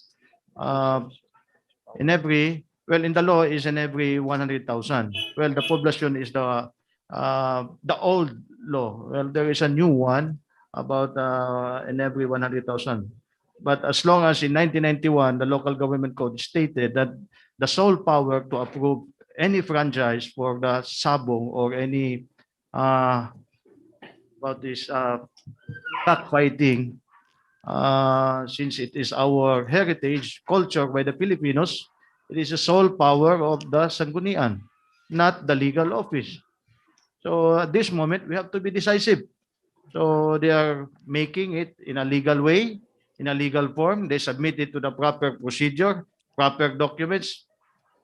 They have a resolution coming from the barangay. They have pursue or with the process in making a business in our city. And we have to be considerate at this time since they did not operate for 1 year. For 1 year. So we have to support our business. This is a local business. So there is nothing wrong with it, I think. So maybe you can help me decide on it. So, but for me, there is nothing wrong with it. They want to make it a proper, so they want to have to make it legal. So you have to support it. I think there is no what on it about this. Well, it's up to you. We have to decide on it on this matter. But the sole power of the Sanggunian to give a franchise for any under the local government code, we have to be decisive on this matter. So, Councilor, and besides, I think as I read, this is long overdue. This matter will be 1 year ago. Councilor Roger Cabaday, this is 1 year ago. So we have to be decisive on this matter. We will not make it in a, since this is a business, we have to support on it. So we will not be hanging on their part. If we approve, we will approve. If we will disapprove, then we will make it today. Okay, Majority Floor Leader, Ayan Marky Blat na kaya. Thank you, Mr. Chairman. And the many paragraphs that the city legal office have quoted and cited in his discussion, Mr. Chairman, as regards the subject issue. I'd like to pick up the second to the last paragraph. In other words, and I quote, Mr. Chairman, in other words, since the relevant provision of the cockfighting law is an exercise of the police power of the national legislature, it is controlling over the power of the Sanggunian to grant permits for the operation of cockpits in the LGU. And the last paragraph saying that it's within our power, but with due advice of the limitations. I do not know if the Supreme Court decision was already final and executory, or it has a pending appeal before the Supreme Court in bank, Mr. Chairman. I'd like to think that certain quarters have challenged, because we've heard news from Prince and media of its, Mr. Chairman, that within Quezon City, in Manila cities, they have so many cockpits, Mr. Chairman. Ordinarily, I don't agree with cockfighting. Personally, Mr. Chairman, I haven't gone any cockpit, even in this area. I was surprised that there is a cockpit square in Barangay Indahag. Anyway, according to Councilor Roger Abaday, Mr. Chairman, the petitioner have been waiting for the signal coming from the City Council for already a year. And they have completed all the requirements demanded from them. From the very start, kung dili unta gyud allowed, dili na unta nato ipaabot sa usa ka tuig. That is why we have to be decisive. It would be damay sa ta, City Council as a whole, because although there are processes, Mr. Chairman, but that's delayed dispensation of service, Mr. Chairman, is also a delay in general the intents of public service. So it's dragging already. And let's decide once and for all, Mr. Chairman. But to me, I would like to cling on the cited paragraph being proposed to us by the city legal officer. And we have, according to him, we have the authority as a Sanggunian in the exercise of our police power.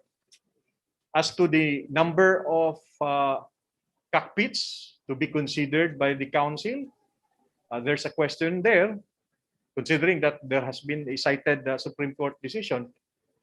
But then again, whatever our action in the course of regularity, we are presumed to have acted in good faith as a council, Mr. Chairman. We cannot be charged otherwise, because to us, if we interpret it positively in one of the factors that we cling on our decision, we are acting in regular dispensation of our public service. We cannot be assailed that we have excessively done our duty. And with that, I would like to point that a decision in favor would also mean perhaps in other quarters a challenge. And that challenge, Mr. Chairman, cannot be done here in the council, but before the courts. And it would be up for the court to decide and try the determination of conflicting laws. Because I would also like to believe, Mr. Chairman, although I will not assail that the Supreme Court is wrong in its decision, But in defining, nagsulti din ni nga and similarly situated. Na similar man ang pag-scrap to, similar yun. Kung wala na butang, it can be implied. So akong tanaw di pag ni in-bank yung decision. Anyway, until such time that we are sufficiently discussed, Mr. Chairman, let's call for the voting. Okay, lastly, Councilor Edgar Camalas. Then we have to decide on it. Just helping to digest better, more the issue. If we will cancel this, if we will not allow this, that means we should also cancel all the others, the other two. It would be unfair. Why? Because this applicant now has an approved permit before, resolution passed by this city council, previous council, to operate. That is why for This the is just a renewal. renewal. Now, if we will charge them of violation of the law, wala na. Because human naman tagaan to naman kanito.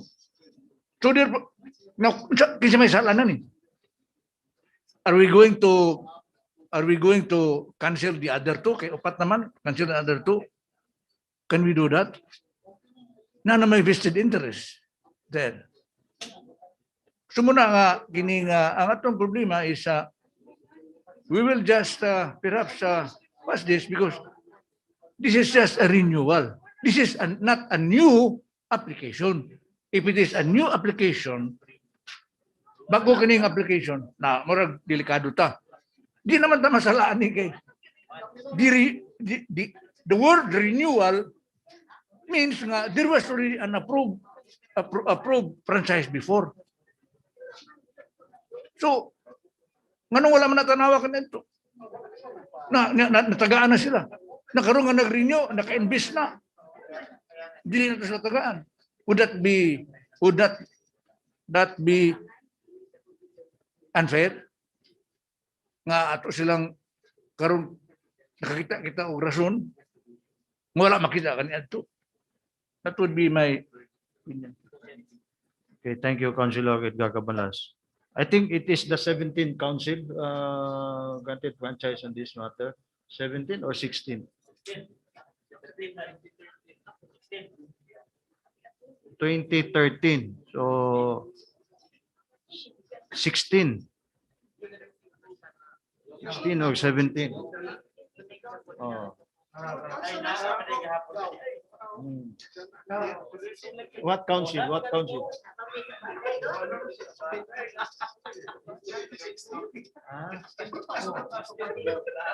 16 city council. So we are in a 19. So okay. So there is a pending motion, properly moved and seconded and thoroughly deliberated. So is there any objection? Objection? Okay, there is an objection. Councilor Bunglao, Councilor. Okay, for the objecting colleagues, okay, there are three objections. Councilor, well, this matter we have to, well, we deliberate it thoroughly, so just raise your hands if you are objecting on this proposal. Councilor Bunglao, Councilor George Cooking, and Councilor Joylene Mercedes Balaba. Okay. Abstention, Councilor Suzette Magtahas Daba, and Councilor Edna Dahino. Councilor Pascual. Okay. So, for abstention.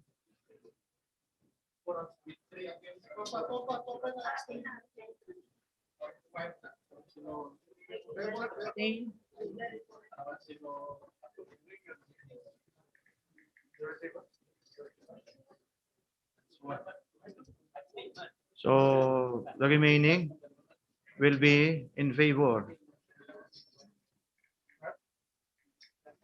So we have to divide the house. Huh? This will be the counting vote. Oh. Hmm. Two. Okay, to those in favor, there are already abstention and 3 objection in favor.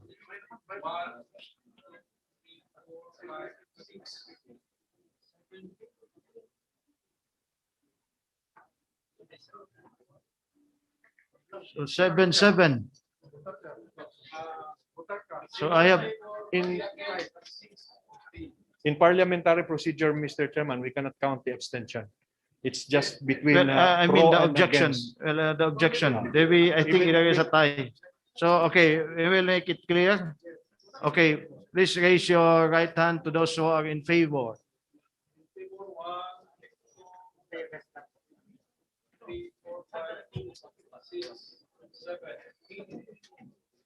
Okay.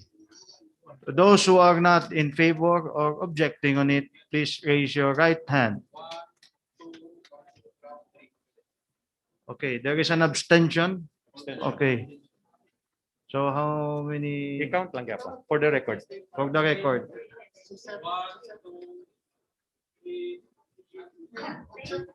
Abstain. Okay. So, okay, to those who are in favor, ordinance number 2021-26 is granted. Simple majority.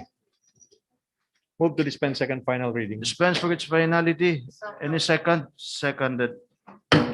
Number 4, Mr. Chairman, omnibus motion for A, B, C, D, E, F, G. Proposed ordinance number 2000. Majority floor, before we proceed, I think they are at the back. They are from the barangay in Dahag, I think. Okay. They are in the back. So congratulations. They are,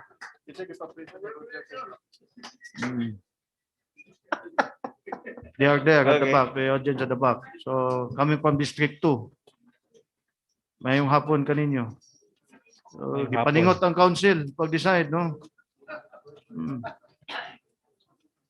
Okay, majority floor leader, you may now proceed. Again, omnibus motion for the series of items under 4A, proposed ordinance number 2021-27, accepting the offer of Pueblo de Oro Development Corporation, represented by its Vice President and General Manager, Mr. Chrysler B. Acebo, to turn over to the city government of Cagayan de Oro the road lots, open spaces, and common areas of Golden Globe Village North, located in Barangay Carmen de City.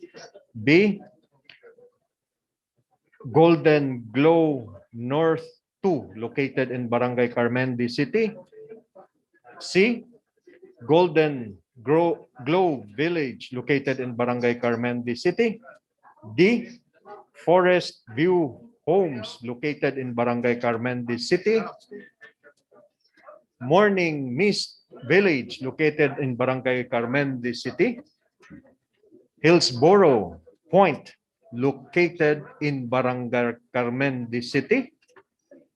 Vista Verde Village, located in Barangay Carmen de City, in accordance with the subdivision laws, rules, and regulations, and authorizing the city mayor to sign the corresponding deed of donations, therefore attached hereto. Move for the approval of the said items, Mr. Chairman.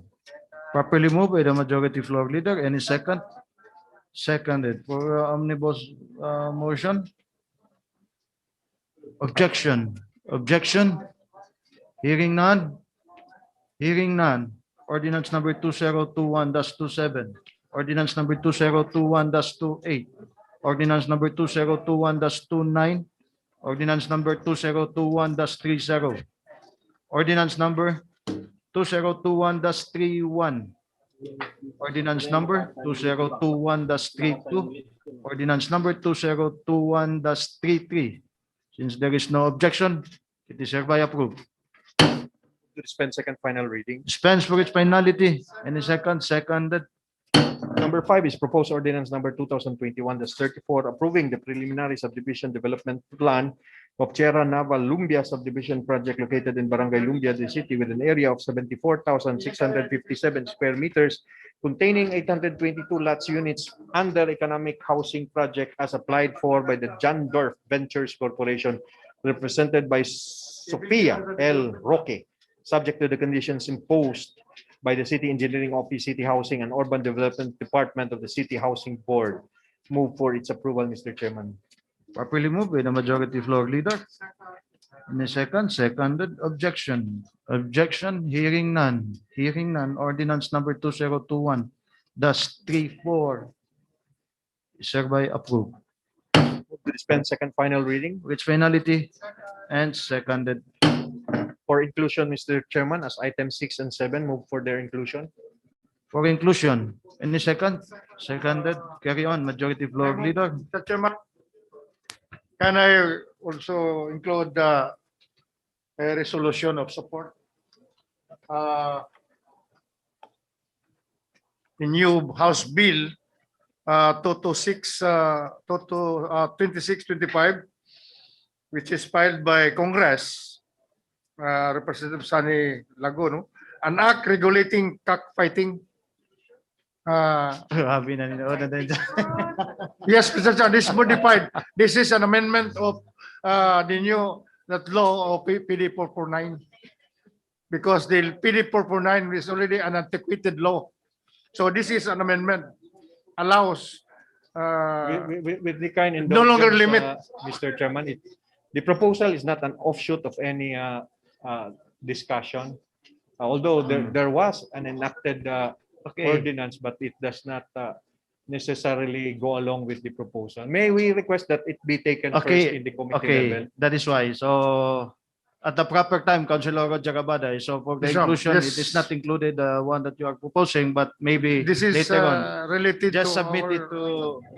Okay, please submit it to our very own secretary, Sir Arturo San Miguel, and make it a thorough deliberation about that matter. So, for inclusion, move and seconded, carry on, majority floor leader. 6 is proposed ordinance number 2021-35, providing for the rules and regulations for the prevention and control of emerging and re-emerging infectious and zoonotic animal diseases, providing penalty for violation thereof and for other purposes. Move for its approval, Mr. Chairman. Properly moved by the majority floor leader and seconded. Objection. So, Councilor Objection. Hearing none. Hearing none. Ordinance number 2021-35. But before we proceed, sabi tininood ng kagawad Roger, okay, pakwan na niya sa Congress. yes. It is a kaya approve. Second final reading. Just take it a letter to send it to Congress. Yeah. Sorry, Congress can amend. Take it to your committee. That will remove the Number 7, Mr. Chairman, is okay for its proposed final majority floor. move to dispense second final reading. So for its finality and seconded.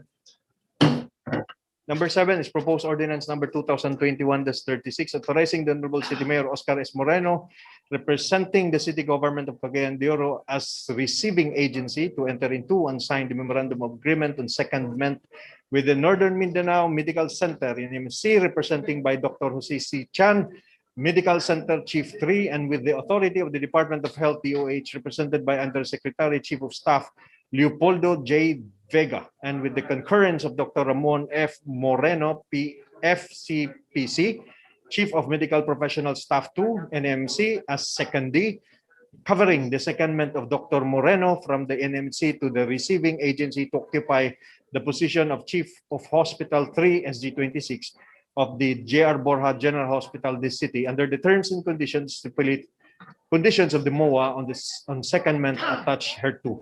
Move for its approval, Mr. Chairman. Properly moved by the majority floor leader. Any second? Seconded. Objection? Objection. Hearing none. Ordinance number 2021-36 is hereby approved. Move to dispense second final reading. Dispense for its finality. Seconded. Move to adjourn, Mr. Chairman. Session adjourned.